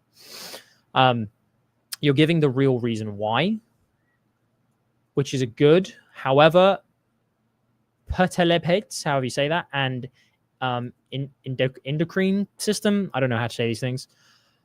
Like, those are big words, and, like, you haven't really told me, like, and your hormone disruption and chemical ingredient and this kind of system. These are all very big words. Like, please tell me in basic English first of all how this fucking, like, works. So this is the kind of stuff where I'd be like, you know, you could just say, like, did you know that the chemicals in detergent could be responsible for mood swings, fatigue, weight gain, sleep problems, and even low libido. Okay, you don't have to necessarily benefit stack all those things. I might test running ads where it's like we're benefits or not benefit stacking, where we're like pain stacking all of those things versus ones where we're just talking about one specific problem, e.g., weight gain, how detergent could be linked to that. But I would lead with this, you know, whatever you're saying around this, I would lead with that and say, you know, like, this is what, like, we care about. Thing is, the audience is quite health aware. That's fine, but, like, these are still big words, and someone who's going to understand these words is also going to understand these problems as well. And I would rather start with these problems that, like, people give a shit about, then explain them with the science, okay? Which is what I'm saying. I'm not saying get rid of this. I'm saying swap these around. So, like, this should be the first fucking thing that you talk about in your ad, because right now you're talking about a bunch of stuff about, like, oh, you're in detergent all day. That doesn't matter right now. Okay, you need to actually build the reason I should give a shit in the first place, which is, like, I can do all these bad things. And then you say that's because the real reason it does these things is because of, like, is because of this stuff, right? And you can show, like, a quick scientific diagram showing why it does it. But what's worse is this doesn't just happen if you accidentally ingest detergent. This is probably happening right now. And then you're, like, pointing at it. You know, you might not want to say you, because, again, sometimes Facebook doesn't like, this is happening to you, you know. But you can say this might be happening right now. And that's when you then go into, it's because detergent is everywhere all the time. It's on the clothes you wear, the towels you wash with, the blah, blah, blah, the blah, blah, blah. You know, it can even, you could even say, like, if the studies show, it's like it can even get into your, like, home's water supply through the pipes of your washing machine, right? Stuff like that. And that then is like, oh God, this is actually like quite a bad thing. I think you're now bringing on too many other things, like robbing you a chance of having another child. I would like not bring this in too early here. I would like just focus on, for example, you know, hormones being out of whack and choosing one or two of these things to focus on. I would say that like this is fine. Like this is fine and you can use it. I'd say the thing that's going to make the biggest difference is, again, like the function edits and just making sure that the hooks are congruent with the rest of your messaging. I think an easy way to do that is just kind of scale down what you're focusing on in your ad. Then this comes about way too quick. That's why I decided to not take any more risks with scented detergents. And then it's like you're adding like scented. So is it the scenting that is the thing that's fucked? Like, I don't know. That seems a bit like confusing to me because I'm like, oh, you said all detergents and now you're saying it's only scented detergents. So what is it? I would just say that's why I decided not to take the risk anymore and instead switch to a company that actually cares, or switch to a brand that actually cares. That's why I got these, like, and again, you can't now referencing fragrance. So if fragrance is the important thing, I would mention that like sooner, but I would say just kind of cut it out and just instead talk about how there are different types of detergent. And you can say the reason that big brands use these, you know, horrible chemicals is because it's cheaper or whatever.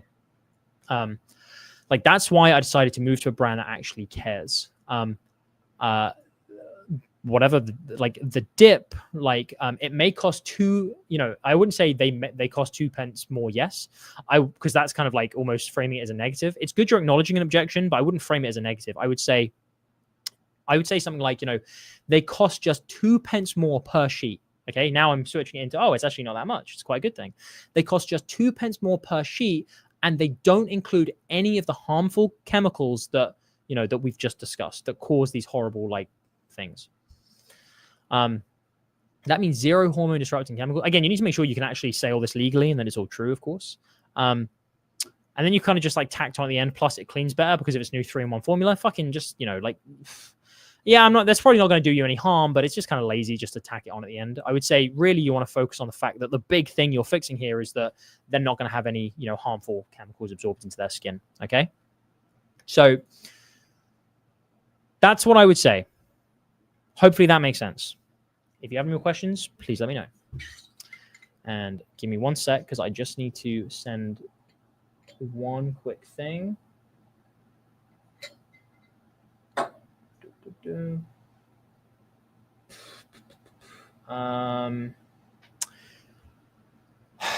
What time can I get on a call tomorrow? No, Alex, you're like the Jay-Z of copy, freestyling amazing copy. Thank you. I appreciate that. I have to go to, well, I don't have to, I want to. I'm going to Comic-Con tomorrow, and now someone else has asked for a call, which is a relatively important call. So I might need to delay that slightly. Oh, and I need to, oh no, everything is falling down. Okay, cool. Moving on. All right, this is Sean's copy, and this is specifically for his copywriter's website. So I don't know if you're in the chat, Sean, but let's talk about this. I use the 4 Ps to help you get more leads, sales, customers, and profits. Okay. So first thing I would say, what do I notice about this website immediately? Now, we always say like how you don't need to have a nice looking website. Like you don't even need a website, right? But my kind of argument is if you're going to have a website, I would try and make it look slightly more kind of like professional, slightly cleaner, slightly, you know, a bit more modern. Because like having just like a single PNG of you without a border, you know, with just a rectangle and like, you know, just two columns and like this all being a bit squidged together. It feels like a tiny bit, especially because it's such a short site. Like you could have, you know, you could have this look a lot like nicer for not much money, you know. I mean, it's like, for example, you know, my website, I just had someone redo this. One of my designers just like redo this website, and like now, I mean, yeah, there's more text on this because I'm using it for other stuff, but like this looks good. Okay, like this looks fucking modern. It's got a gradient on it. It's like, yeah, you could argue maybe it's cluttered, but fuck that shit. We don't give a shit about that. It's designed for someone very specific with like a clear CTA, but it looks like someone was paid money to do this because they were. And like, it's not even a particularly long like website, and I've got, testimonials going across it and stuff like that. This is not really to advertise like my services as such. I just kind of did it because I'm like, well, I should fucking update my website that hadn't been updated since like 2018. But this is what I would kind of just first of all push you towards, is like have it look a little bit nicer, a little bit more professional. And that's going to immediately have a better vibe like come across. Okay. So that's the first thing. I need to update some of this copy though, because I think there's some of the testimonials I need to like update, because I want to take a couple of the bits out.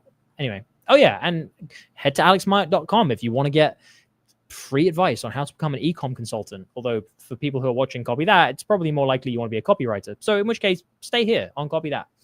But my point is, Sean, that's kind of what I want to draw your attention to. Make it look a little bit like, like it's been paid for, basically. I use the 4 Ps to help you get more leads, sales, customers, and profits. Okay, now, someone who's coming to your website, most likely, I don't know how you're driving leads here, but most likely they already know you, or you've given them a business card, or they are like specifically, looking for you, right? So you don't need to like do a fact file. You don't need to say, oh, here's what copywriting is, and this is why I can help you with it. Because likelihood is they probably already know why that's going to be the case. So I don't mind this approach of kind of like getting straight into what makes you unique and specific. However, you don't say what the fuck the 4 Ps are. So I don't, like, if I don't really know much about copywriting, and you said I use the 4 Ps to help you get more leads, sales, customers, and profit. I don't know what that means. Like, is that good? I don't know. And then also you're saying leads, sales, customers, and profits. That's a lot of promises and things you're referring to there. It may just be simpler to simply say like, I am like a copywriter who specializes in this, and then just to have, just to have like, you've got your kind of hero section here. You can have, fucking photo of yourself up here, and then like I copywriter. I'm drawing with a mouse because I can't be bothered to get my drawing pad from across the desk. But like I copywriter who specialize in, and then you can have like doop, and you can have like this thing. Okay, right. Oh, sales pages, e-commerce ads, scripts, and whatever. Or it depends like what you're doing. And then like, oh, a nice button here that sends me to contact you. Okay, like at least this is now summing up in one go. Oh, I'm in the right place. Yeah, this is Sean, and this is what I wanted to do. You can even have a subhead saying like, I use like this system for like the best kind of proof-filled copy that's gonna get you a ton of conversions. But just reminding people here, like I'm a copywriter who specializes in these things. That's gonna be like slightly more useful for you with this, because people go like, oh, right, yeah, you are doing this thing. Awesome. Hi there, I'm Sean. I love to help businesses like yours thrive by generating more leads, sales, customers, and profits through something called persuasive writing. Something called persuasive writing, I would say like that's kind of, persuasive writing just is its own thing. So it doesn't really make sense saying something called persuasive writing. Because the idea is that surely any writing that someone is trying to use is meant to be persuasive. If you're trying to say you've got like the 4 Ps, I don't think it's a bad thing to say the 4 Ps if you go on to explain why it's your system and why it's really great. We did that for Jonathan and I, like our agency, we did that with the TAPE method. I remember TAPE. And we were like, oh, we will generate you like leads and sales, or we will generate you webinar visitors with the TAPE method, or whatever it was.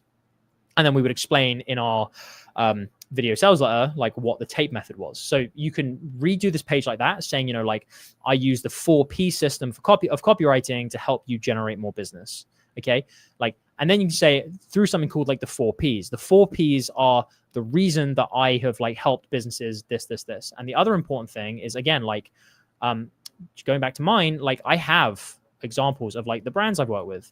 I have like specific references to like, oh, I took this company from this to this, and like this company from this to this, and here's the good shit people have said about me. That's the kind of stuff that you want to like, put up here as well. So like having some kind of like testimonial reel here. I know you have one at the bottom, but like I would kind of pull that up. But right now, persuasive writing isn't really a mechanism. It's just that persuasive writing is the target for anyone who's writing. It's writing uses sales psychology to show your prospect that your company's products or services are the right solution to your customer's problem. It's what makes your marketing work, whether it's through emails, I was trained and certified to do this special kind of writing and marketing through one of the world's best training companies. Since getting trained, I've been able to increase my company's leads for hires by 4 times. Let me start writing their emails. If you already get more leads, sales, customer profits, don't forget to check out my testimonials page. All right, Sean. First of all, I would say you don't need a ton of pages. Put all of this on one page, okay?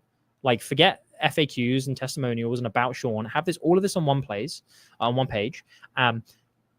Pump up proof to the top of your page where you've got like have a little testimonials thing running through, just like I have, and say like how I use the 4 Ps copywriting system to write to generate you more business. Explain what the system is. You don't have to over explain, but you can just say like, it's this, it's this, it's this, it's this. It's like, I've taken like sales psychology training courses with the world's top institute, which allows me to like generate more business in these things. Like I recommended here, you can also say what the big things that you offer are. Then you have your clear offer laid out. You have proof and testimonials laid out. People understand what benefits you're giving and how you're going to present those benefits to them through that system. Then, of course, you can stamp these on like the footer of your page, or they can be like another thing that's another carousel that's going through. And then you can have, like this, like, this is fine. That's how I would do this. Like I would just take what I've said in this and just redo it. Okay. Like with that frame going forward. Because again, like the writing is clean.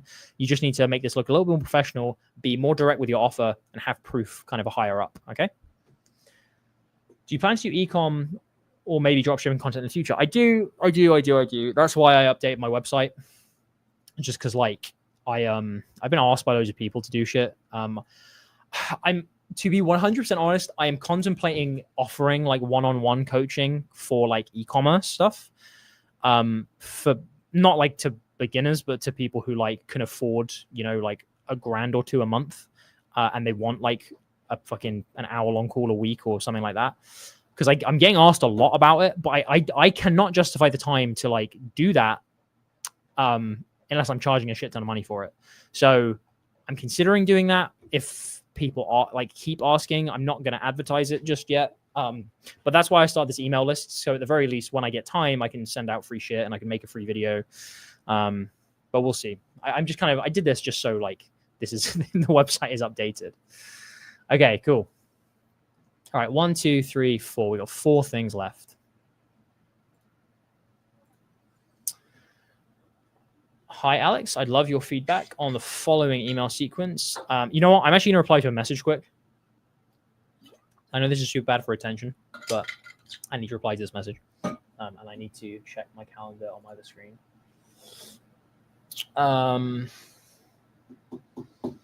Okay, so realistically speaking, I'm only going to be able to do after 12 p.m. Just on board, just rising. Have a quick call with Laura. Probably should be speaking this into the microphone. Intro call with Zoe on Friday to work through findings. She is on leave next week as I am. I'm away this whole weekend from Thursday afternoon. So could only meet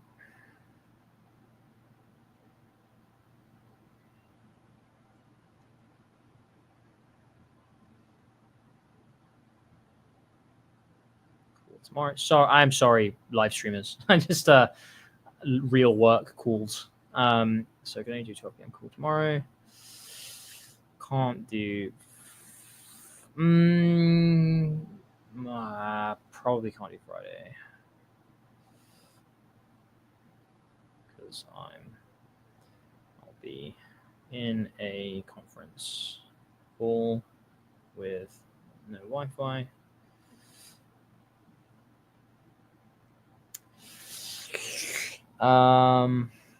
But can try to make it.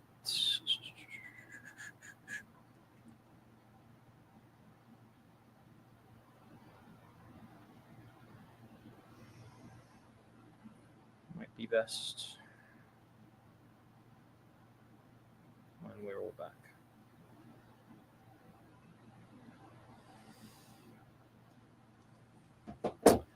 That's annoying. Oh well. Sorry, guys. How viewership went up during that? Really? Okay, fair enough. Hi, Alex. I'd love your feedback on the following email sequence. It's about a wellness coaching program for women above 40 navigating midlife and menopause. I signed up to their email list and saw that the emails they were sending were not up to the mark. So I went ahead and wrote the following promotional sequence for them. The target audience is problem awareness, solution aware. Here's the website. Gentle, your journey. Women's wellness and executive coach. Grow your leadership skills. Okay, bunch of stuff. Services, compassionate support, boosts.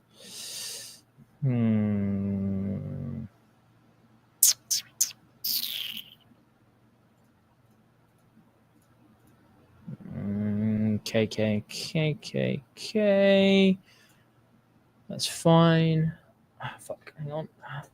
Let's get calling tomorrow with Laura. Okay, fine. So that'll be 12 p.m. So let me put that in my calendar before I forget.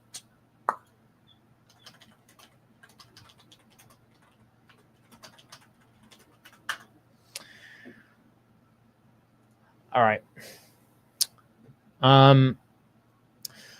Subject line: menopause in brackets. A crisis or a blessing? Oh. I would that punctuation is weird to me. I don't know why you put it in brackets and not just do like a colon, but whatever. This contradictory advice might help. Interesting. Okay, so I quite like that as a subject line, to be honest, because I think that is almost like borderline polarizing. So it'd be interesting because, you know, people who are going through menopause and think it's a horrible thing. I was having a call this morning with a company that does cream for nipples for women who are breastfeeding. And one of the things I suggested for them was a line or like a hook for a video ad around like what was it? It was like, oh yeah, it was does not breastfeeding make you a bad mother? You know, or does using formula make you a bad mother? Something like that. It's like, ooh, and obviously you go on to say no, it doesn't, but it's a fucking like a bit of a controversial statement to kick off with. So like, I think what I like about this is that it's kind of like polarizing in the sense of like, well, regardless of, you know, everyone is obviously going to think it is like a horrible, or most people are going to think menopause like is a difficult thing to go through. So if you're almost kind of hinting at that, like, oh, it's actually a good thing, or it's easy, you know, that's at least going to like agitate people enough to be like, oh, well, I have to open this and see what it's talking about. Paula said, I'm the demographic, so I'd at least open the email based on that subject line to the point. 100% agree. This contradictory advice might help. And again, yeah, I think that's fine. It's just kind of building that intrigue. So I think that's okay. Hey, Alex, I know how life starts to feel when menopause hits you. The restful nights turn into restless tossing and turning. Hot flashes strike you out of nowhere with sweat and frustration. One moment you're laughing at a joke, while the next you're fighting back the tears. But let me reassure you, these symptoms aren't the end of your femininity or vitality as most people think. They're actually the start of new and beautiful beginnings. The point is, managing the menopause symptoms isn't an easy job you can handle on your own. If it were, you wouldn't be here reading this email. That's why professional support and personalized wellness plan is what you need. Bit of a grammar issue there. To regulate emotions, balance hormones, and rediscover a new life, to make things easier for you. Program name offers life guidance with curated tools and resources so you can transition gracefully into the next empowering phase of your life. The best part with both private and group coaching, you can now choose the plan that suits you the best. Simply click here and claim your way to health and wellness today to your best name, Women's Wellness Coach. P.S. The next email, I'll tell you the truth about menopause that the medical industry has been hiding from you for years, so make sure you stick around. Okay. There's a few things I like about this email. I like the subject line complex. I think that's pretty good. I quite like this intro because I think that it shows that you're empathizing and you understand what it's like. without being too agitating, maybe can be cut down a little bit. And again, like Paula in the chat, who's already identified herself as someone in the target audience, could give like feedback on this as well. I think that it leads far too quickly and abruptly into like a sales pitch. Because my assumption is that this is after people have signed. This is the first thing people get after they've signed up. Like that's kind of, I think, what you've said, like promotional sequence when they've signed up. It might not be, it might just be generally. But regardless, if my first email from a brand is like immediately understanding, but then going straight into like, oh, that's why this thing is for you, I would be a bit more like, build the brand. You can definitely nudge to it, but I would make it a bit more obvious and authentic around like your first mission here is to support and show that you're not alone and that millions of women go through this. And if you need someone to talk to, I am here, or this community here is here or whatever. And then to put something like, you'll notice we have like our wellness programs to help women get through this step by step. If you decide that might be something you're interested in, then please feel free to have a look. But most importantly, I just want you to feel heard and to realize that everything is going to be okay. That makes it feel far more like, oh, actually this person is here to like be authentic to me and to help build this brand. So you can still nudge to a sales page. There's nothing wrong with, because there are going to be some people who are really interested and they want to do it right now. And those people will weed themselves to the sales page as long as you just give them a simple link. But you don't need to kind of hit straight into the sales. But like, I think that you need to introduce the brand a bit more. Like, I like this, but I want to know why I can trust you and like, why was this community built and like, who the fuck are you talking to me? Yeah, just have this like we used to call this like a what's in it for you or what's in it for me email, where it's like, you need to imagine the reader saying, okay, well, what's in it for me? Like getting these emails now. So think on that a bit more. I like the PS. Like in the next email, I'm going to tell you the truth about menopause that the medical industry has been hiding from you for years. So make sure to stick around. Like, yeah, it's a decent open loop. So don't mind that.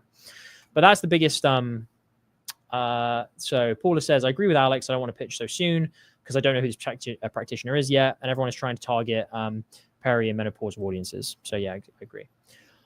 Dushan says, copy that's Whetstone Wednesday streams are the most valuable resource in my opinion because it really shows how top copywriters think and what's going on in their brain. Thanks. Appreciate it. Email 2, Alex, they're lying to you. Here's what you can do. And again, I think an intriguing subject line for sure. And of course, linked to the last PS.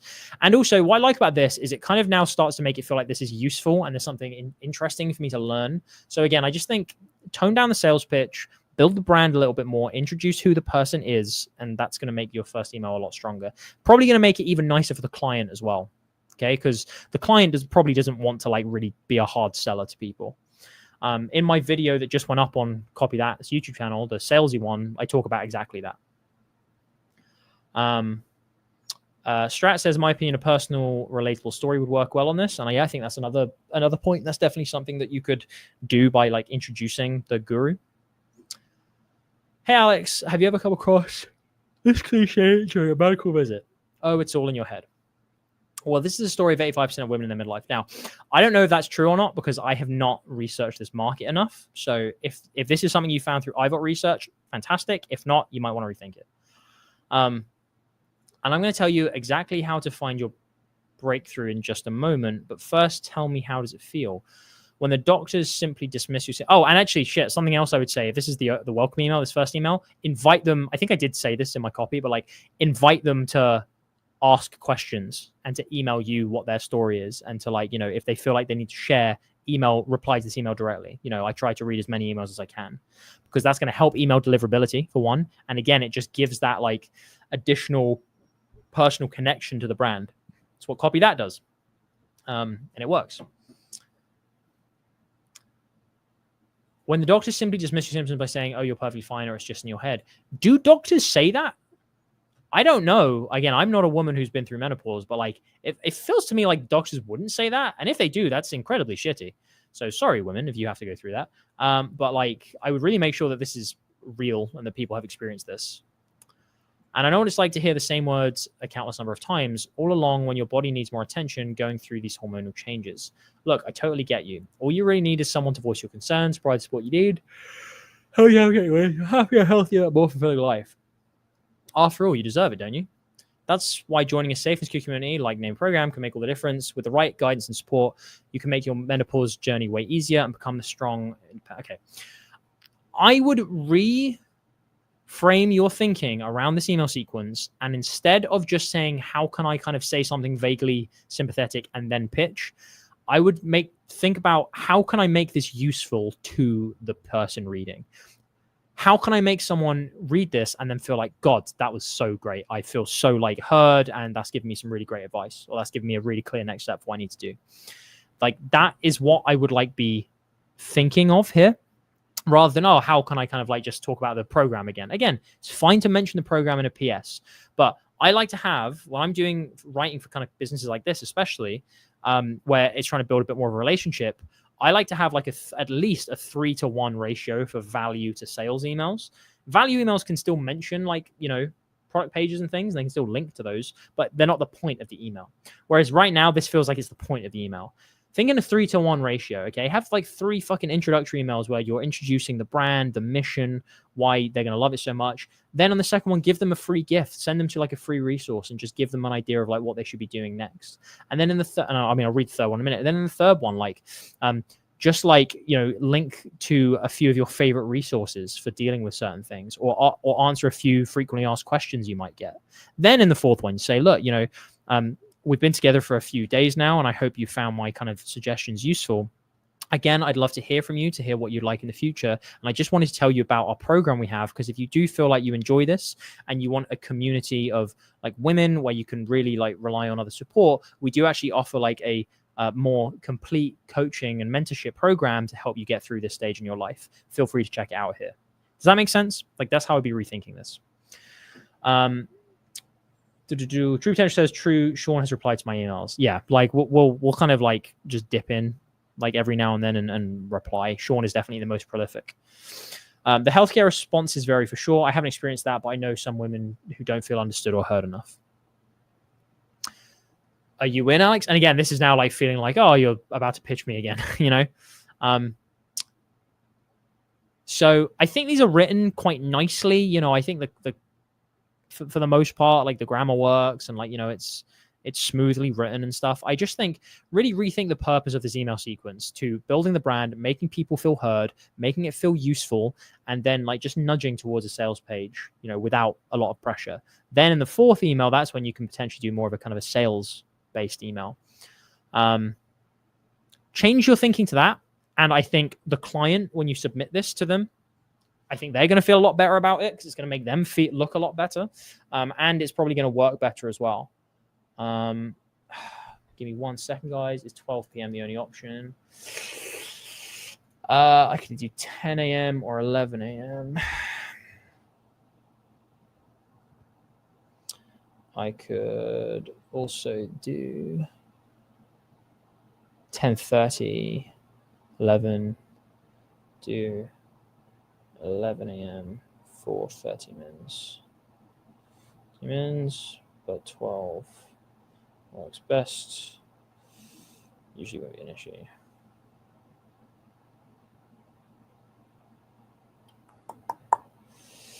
Okay. All right, there we go. Hopefully that has helped. I think the community joining link should be in the PS, and the email should kind of create a little FOMO and PS. You can see we have a community or whatever the message. Yeah, that's pretty much kind of like what I mean is like either use the PS for like what you're saying, or just like nudge in a line near the bottom of the email. Feels more like a launch sequence than a welcome sequence. Like, yeah, for sure. For ecom products, it's fine to put some products in the welcome email itself, right? Like, fucking for any business, it's fine to put products in the welcome email. Like, you can. There's nothing wrong with selling in the first email. In fact, I think you should sell in the first email for the vast majority of businesses. But with something like that, when someone has clearly joined the list to get support for this very, very personal, sensitive issue, I think being met with like an immediate sales pitch isn't the best look. For something like, oh, I've fucking signed up to harmonica lessons, then yeah, fuck it. In the first email, you still want to build your brand a bit and like show it's awesome, but nothing wrong with saying, hey, by the way, like if you're really keen, I've linked like my personal like harmonica brand below, so you can pick up a something in the C of key right now, the key of C right now. So, like that's fine. Or for say copy that, it's like I don't know if we do this in our welcome email, but it's fine if like in one of the first 1 or 2 emails we fucking link to something to sell you something, to say, look, we don't want you to buy from us if you're a beginner, but if you're dead set on buying from us, in our shit, like here's the stuff that we sell. Go and have a look at it. But yeah, so like it's not like you can't sell in the first email. It's just you need to realize why someone might have joined your list and if selling to them might feel a bit inappropriate to begin with. This is a cold, personalized email sequence sent to 15 to 20 prospects to get them to watch a Loom video, an AI company. Traditional business owners who are thinking about integrating AI, watch the Loom video link, book consultation, specific sequence sent to an equipment rental company owner. Okay. So, 503 outbound calls in 1 hour video. I actually quite like the video thing because it does help differentiate, make the email feel a little bit different, because it makes me feel like, oh, a video. I want to see what this video thing is. Like, is this special to me? Is it like, because I don't usually see that on a subject line. So I don't mind that so much. 503, nice specificity. Outbound calls, I'm assuming this is going to be going to, I think you said a business owner, but I'm assuming this is going to be going to, the people in charge of sales for the business. So that's relatively relevant. So, I think that's fine. 503 outbound calls in 1 hour. This is something that, when I was managing a sales team, I'm going to assume this means like, per one person. When I was managing a sales team, like you'd be lucky to get like fucking 20 to 30 calls in an hour. Because of course, something would distract them, or they'd be on a call for a few minutes as well, and they wouldn't get that many dials done in an hour, those kind of things. So that is certainly a big enough claim that I'm like, well, I'm slightly intrigued. So if I was head of sales and I saw this come in, 503 outbound sale calls in 1 hour video, I'm intrigued. So I don't think that's a bad subject line. I will give that like an okay. Dushan says 503 calls in 1 hour is unbelievable. That in itself is what makes it intriguing, though. Okay, because it's not claiming revenue, right? Like this in itself isn't like putting me off by going, oh, you can get rich quick. This just sounds something like that is like, whoa, okay, well, this sounds fucking like unreal. So how is this? How do I do this? Like, like how is that possible? Because it's a question mark, it clearly is like acknowledging that this sounds too good to be true. And it makes me feel like I'm about to get an explanation for it. So I think this intrigues me enough to click on it. One thing I might suggest adding is, because AI is a very topical thing right now, and people are like actually looking at how to make it better, just adding in here 503 outbound calls in 1 hour with AI. All right. And you can even just you can keep video there, and you can have the preview as like, here's how, or something like that. Or for the subject line, the preview, you could say like, you could give results of the proof. You could say like 20% success rate or something like that, or 20%, maybe not success, but like 20% conversion rate, something like that, right? Where it's like, well, shit, that sounds good. It kind of makes me feel like, well, that's a big claim, and I'm intrigued at that because I'd love to be able to do that. You've given me a bit of an explanation with AI, and it sounds like the video is going to explain it for me. And you've shown that there is proof of this works relatively well. So that might be a subject line complex I would consider. Sam, while you're toying with the idea of integrating AI into your business, your competitors are already using it to generate more leads, close deals faster, and serve more customers without hiring a single extra person. Okay, this sounds a bit too accusatory, and this would piss me off a little bit if I was a sales lead, which I used to be. So instead of saying, oh, while you're doing this, other people are getting on it, consider this. Sam, I'm sure you've considered how AI could make your life as a sales lead easier. Well, I'm happy to tell you that there are companies today who are using AI to generate more leads faster than ever with a higher success rate. Let me show you how. Okay, that's acknowledging the objection, showing we understand them, not being accusatory or saying, oh, your competitors are doing it, like you better hurry up. It's just fucking being like softly kind of showing this is probably worth it, and then opening the loop to go, well, shit, I'm going to learn how to do it in this call. Okay, by acknowledging that big objection without hiring a single extra salesperson. I'm Jude, CEO and co-founder of Clear Phase AI. I'm always a little bit like, whenever there's a CEO emailing, I'm always like, this just feels like the company isn't big enough for me to trust them yet because the CEO is emailing me personally. I would reconsider maybe not having this come from the CEO. Okay. I would act like this is not, like a robot talking to them, and act like this is coming from an actual salesperson. You can even just say like, like I'm Bill, I'm Bill from Clearphase AI. And it's my job to find companies who I think might who might be a good fit for this AI calling software. Okay, boom, easy. We help traditional businesses like yours, Pro Solutions, deploy AI agents, customers or virtual employees. Okay, this is a lot of stuff. I don't know what the fuck this is. Deploy AI agents, customer virtual employees. Tone this way down. Like, just tell me in basic English what this is actually going to help me do on the other side. They automate the mundane tasks in your business so you can cut costs, increase revenue, and free you. So here's a question. I clicked this because of the 503 outbound calls. Like, you have not really focused on the outbound calls yet. So I don't want to know about all this shit. Give me the reason that I clicked. Tell me like that you're going to show me how this works for the calls. All right. Forget like some of this, like forget like talking about mundane tasks. No, just talk about calls, outbound calls. That's the thing you've hooked me with. I recorded a 2-minute Loom video just for you, Sam. Now my question is this actually going to be just for Sam, or is this going to be a generic video? Because if it's going to be specifically for Sam, that's awesome, and I would make reference to that. Like, I recorded a personal 2-minute Loom video just for you, Sam. I even say hello at the beginning, okay? Or like I even talk about Pro Haul a little bit at the beginning. If this is a genuinely, I'm going to assume it's not, but if it genuinely is, make reference to that, because again, it feels more impressive. It feels more like a human is talking to me. And again, don't come back up to specific tasks. Like, focus down on one thing, okay? If you've spoken about outbound calls, talk about outbound calls, and then you can expand into the other stuff afterwards. I also shared quick case studies of our clients making 300 outbound calls an hour. And again, this is where I'd say, I'd love to show you specifically how a company right now is making 500 outbound calls an hour with the highest success rate they've ever had. Something like that. All in all, I think this is a better cold email than most I see. So good job. If you integrate my suggestions to this, I think it will be even better.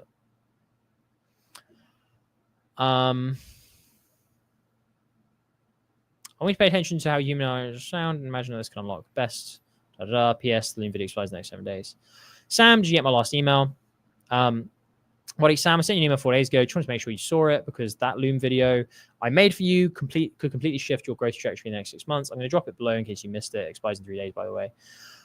Yeah, I think this is fine. I would say subject line could probably be improved. Again, it's okay. It's good that you're doing any kind of follow-up at all, but I would maybe switch the subject line just for something like Sam, did you see my Loom video? And then in parentheses, it can be like Pro Haul. It could be like Pro Haul sales calls or something, or Pro Haul like outbound calls. Okay. Just again, make it a bit more specific, a bit more relevant. Now I know this is automated. So again, it may be, you're working with only dynamic tags, which I understand you might not be able to customize as much.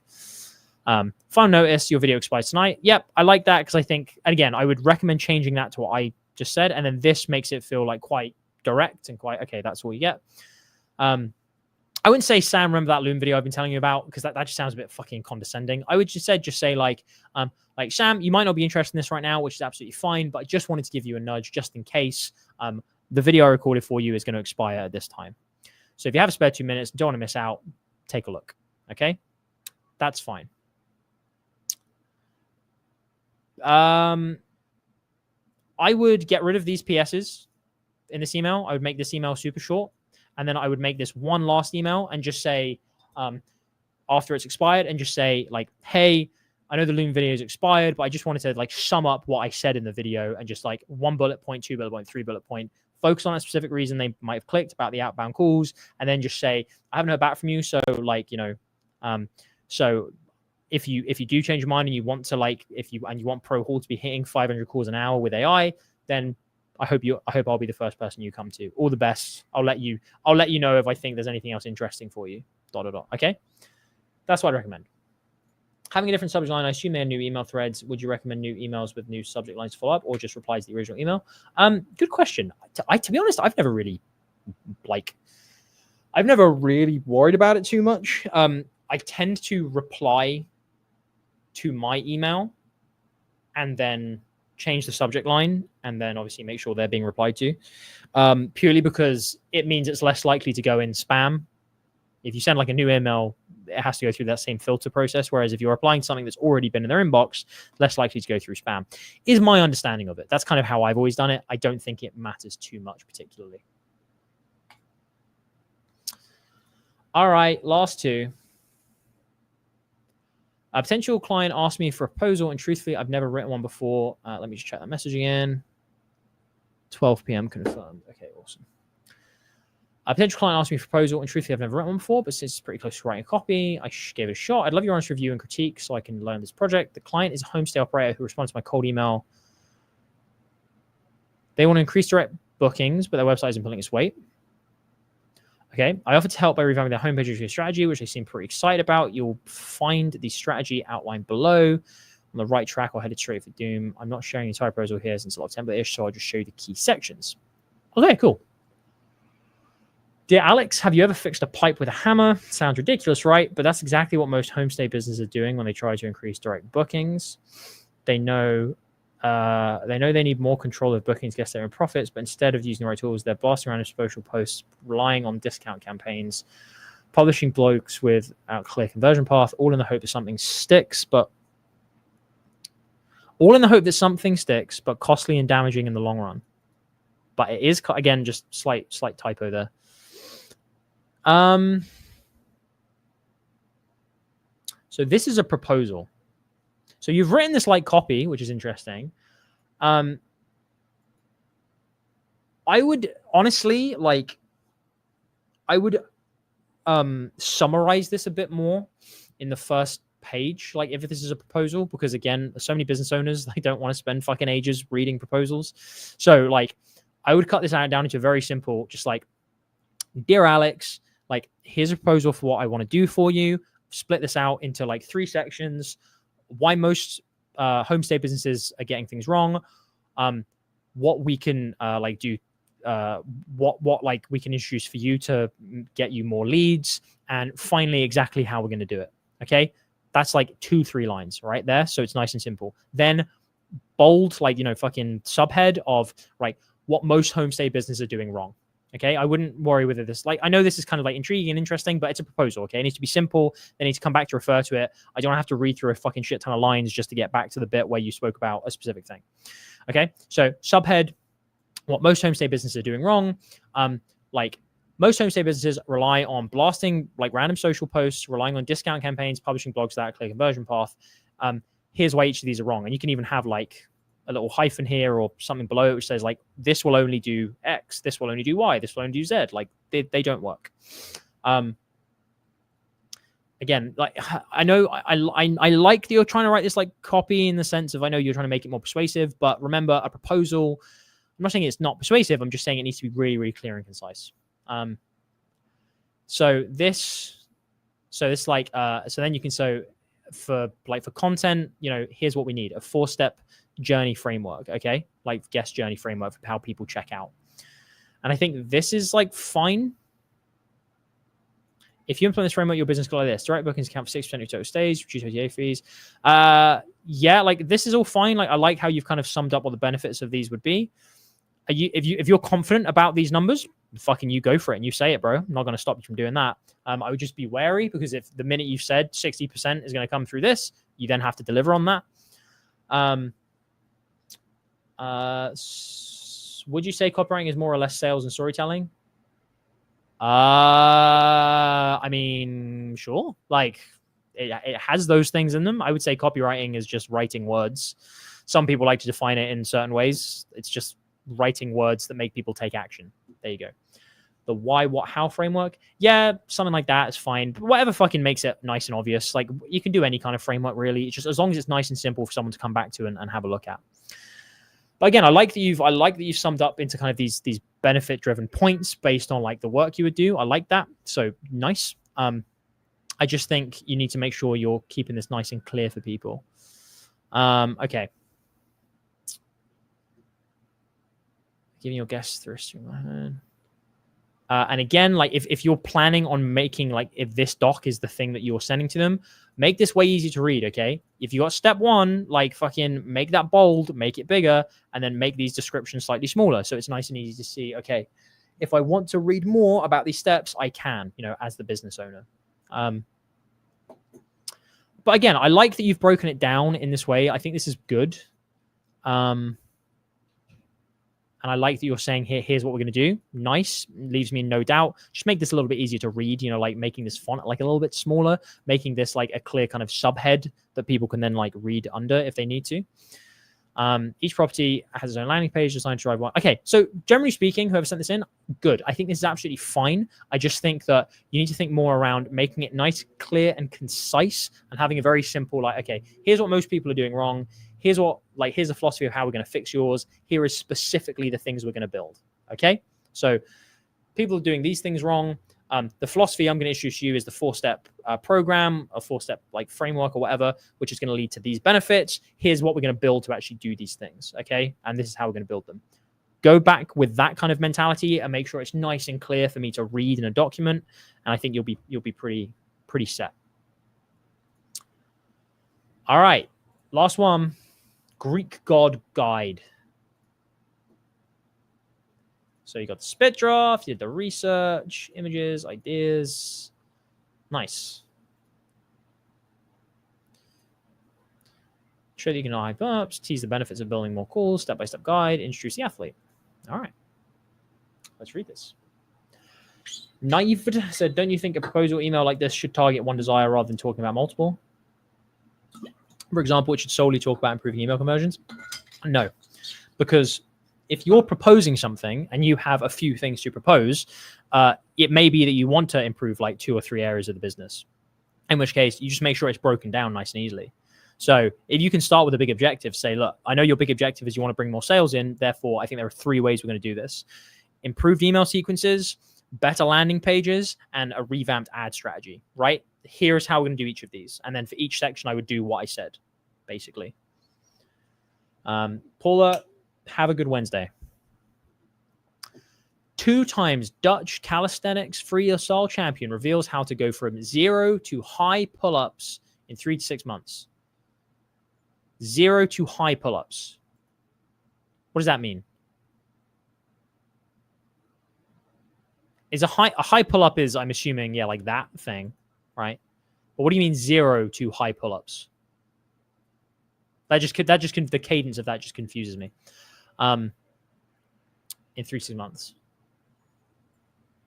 So, okay, you've got proof here of who's talking about this. Nice. And I'm just going to assume people want to do this, So that my assumption is going to be people actually give a shit about doing this. So cool. But like, I don't think 0-2 is adding anything here. I would just say calisthenics champion reveals how to achieve or how to conquer high pull-ups in just 3 to 6 months. Okay, that would be more what I would do there.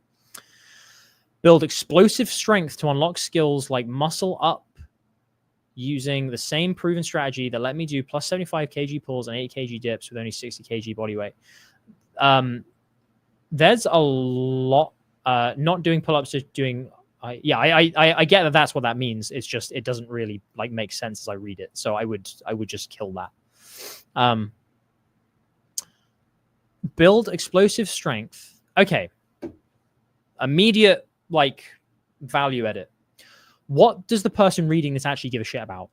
Is it they want to build strength generally? Is it that they just want to be able to do this particular exercise? Is it that they want to build muscle?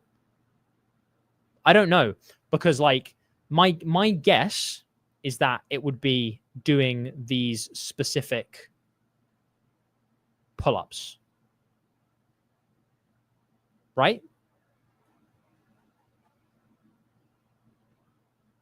Okay, so it's not, because your offer is about a physique. So here's the problem with this. The offer is going to be talking about the Greek god physique, okay? Now, I'm going to assume that there's more in this than just, You need to make a decision.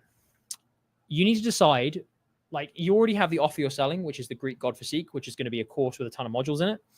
You need to decide if you are doing the land and expand model of copy, where it's like you are getting someone's attention with just like one module of it, one thing that this course is going to give you, and talk all about this one thing. And then you say like, but not only that, you're also going to get these other bonus modules. That's one way of doing it, which is like the land and expand. Or you need to just like or you just need to fucking change this angle and not just talk about how it's high pull-ups, because this has so much more to do than just high pull-ups. Like this is about getting a great physique. So is this about getting a great physique, or is this about how to do high pull-ups? You need to decide, because right now it's just a bit confused. So first thing you need to do is actually decide what route you're going down. Hopefully that makes sense. So like if your goal is to do these pull-ups, then again, I wouldn't be talking about building explosive strength or unlocking skills or like doing 70. Bear in mind, I don't really know this like language, this world very much. So like, I don't know what that means to do 75 kg pull-ups with 65 kg body weight. I don't know if that means like I'm assuming it means you put weight on your feet or something to make it harder. But like, again, do I give a shit about that, or do I just care about doing this specific thing that I think looks cool? I don't think that this is going to be the right angle to start with. I think that it's going to be about physique, because the whole offer is called the Greek God Physique. So like, that's what I care about. Because all of this right now at the beginning is, if you're stuck with barely being able to do normal pull-ups, it's like, do I give a shit about doing pull-ups, or is it I just want a good physique? Now, those things can be related, but it kind of seems you now go into like, you do like just general calisthenics, and I'm giving away all the secrets to like the things that made me win competitions. And then now it's the Greek guide to unlock high pull-ups. But then everything else talks about high pull-ups. But then you suddenly introduce the Greek God guide, and it's called the Physique guide. And you have what 2 modules about pull-ups. This is about, and these are bonuses.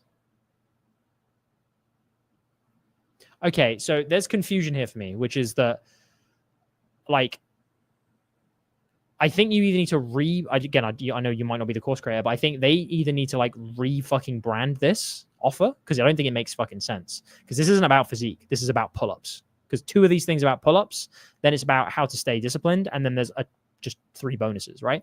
I wouldn't call this the complete guide to a Greek God Physique, because it fucking ain't. It's about pull-ups, okay? You need to do more than pull-ups to get good. So you need to first of all decide, are you going to be talking about the physique generally, or are you going to specifically just be talking about like how to master these pull-ups? And if it's just to master these pull-ups, then like this makes a bit more sense to me. I'm just going to read a bit just to kind of like, with that in mind. Even so, I would say like, cut that. Cut this explosive strength stuff unless you're really directly linking it to doing these pull-ups. And again, if this makes sense to your audience, which seems like it will, then okay, fine, you can keep that. But I would be talking more here about how it's like a simple strategy or like a foolproof method to like get to these, this kind of pull-up form. If you're stuck with barely being able to do normal pull-ups and want to go from 0 to 10 plus bodyweight pull-ups, build explosive strength for high pull-ups, and perform the muscle up with perfect form, then keep reading. Okay, so I'm going to assume that people understand what this shit is, right? Hi, I'm San Nijland. In case you missed it, I'm a 2-time Dutch calisthenics champion and certified calisthenics expert, but you probably don't want to be as crazy as me, like going from 35 to 75 weighted pull-ups in 1.5 years. Maybe you're just trying to achieve your first pull-up or build strength to do a high pull-up and eventually do a muscle-up, but making no real progress for months or even years. I want to show you that no matter how long you've been training, it's possible to go from 0 to hitting explosive high pull-ups, because it wasn't as always easy for me. I didn't start my calisthenics early doing 18 straight muscle ups or 1-arm pull-ups. I was barely able to do a pull-up in the beginning. Fast forward now, I make high pull-ups look easy for others, and it's easy when you follow the new method I'm about to tell you, but it's not that surprising when you discover the secret technique used by elite calisthenics. Okay, so like, I think if you're purely focusing on pull-ups, I think this kind of becomes okay. And it's like, oh, okay, right, this is interesting. I would change this headline complex to, again, the changes I already mentioned. And then also say how, like, this is the ultimate guide to mastering all kinds of pull-ups, because you have a pull-up, a full pull-up, and a muscle up. Okay, those are all kinds of pull-ups. So I would say, like below, discover below the complete guide to master pull-ups, no matter where you're starting. Okay, no matter where you're starting from right now. And then it can say, like, whether you've never done a pull-up before, or you're already a near expert and trying to complete the full, like, circle, like for a muscle up or whatever. Read below to see how you can achieve this. Okay, that now gets me into this idea of, okay, this guy's gonna be about pull-ups. I need to fucking read this. The copy down here, I actually think works fairly well. You're introducing the guru well. You're showing, like, why he's fucking worthwhile to listen to. You're showing that he's been through the journey. He understands what to do. So I think that's good. And then you open the loop and you tease that you're going to find out how to do this. Okay.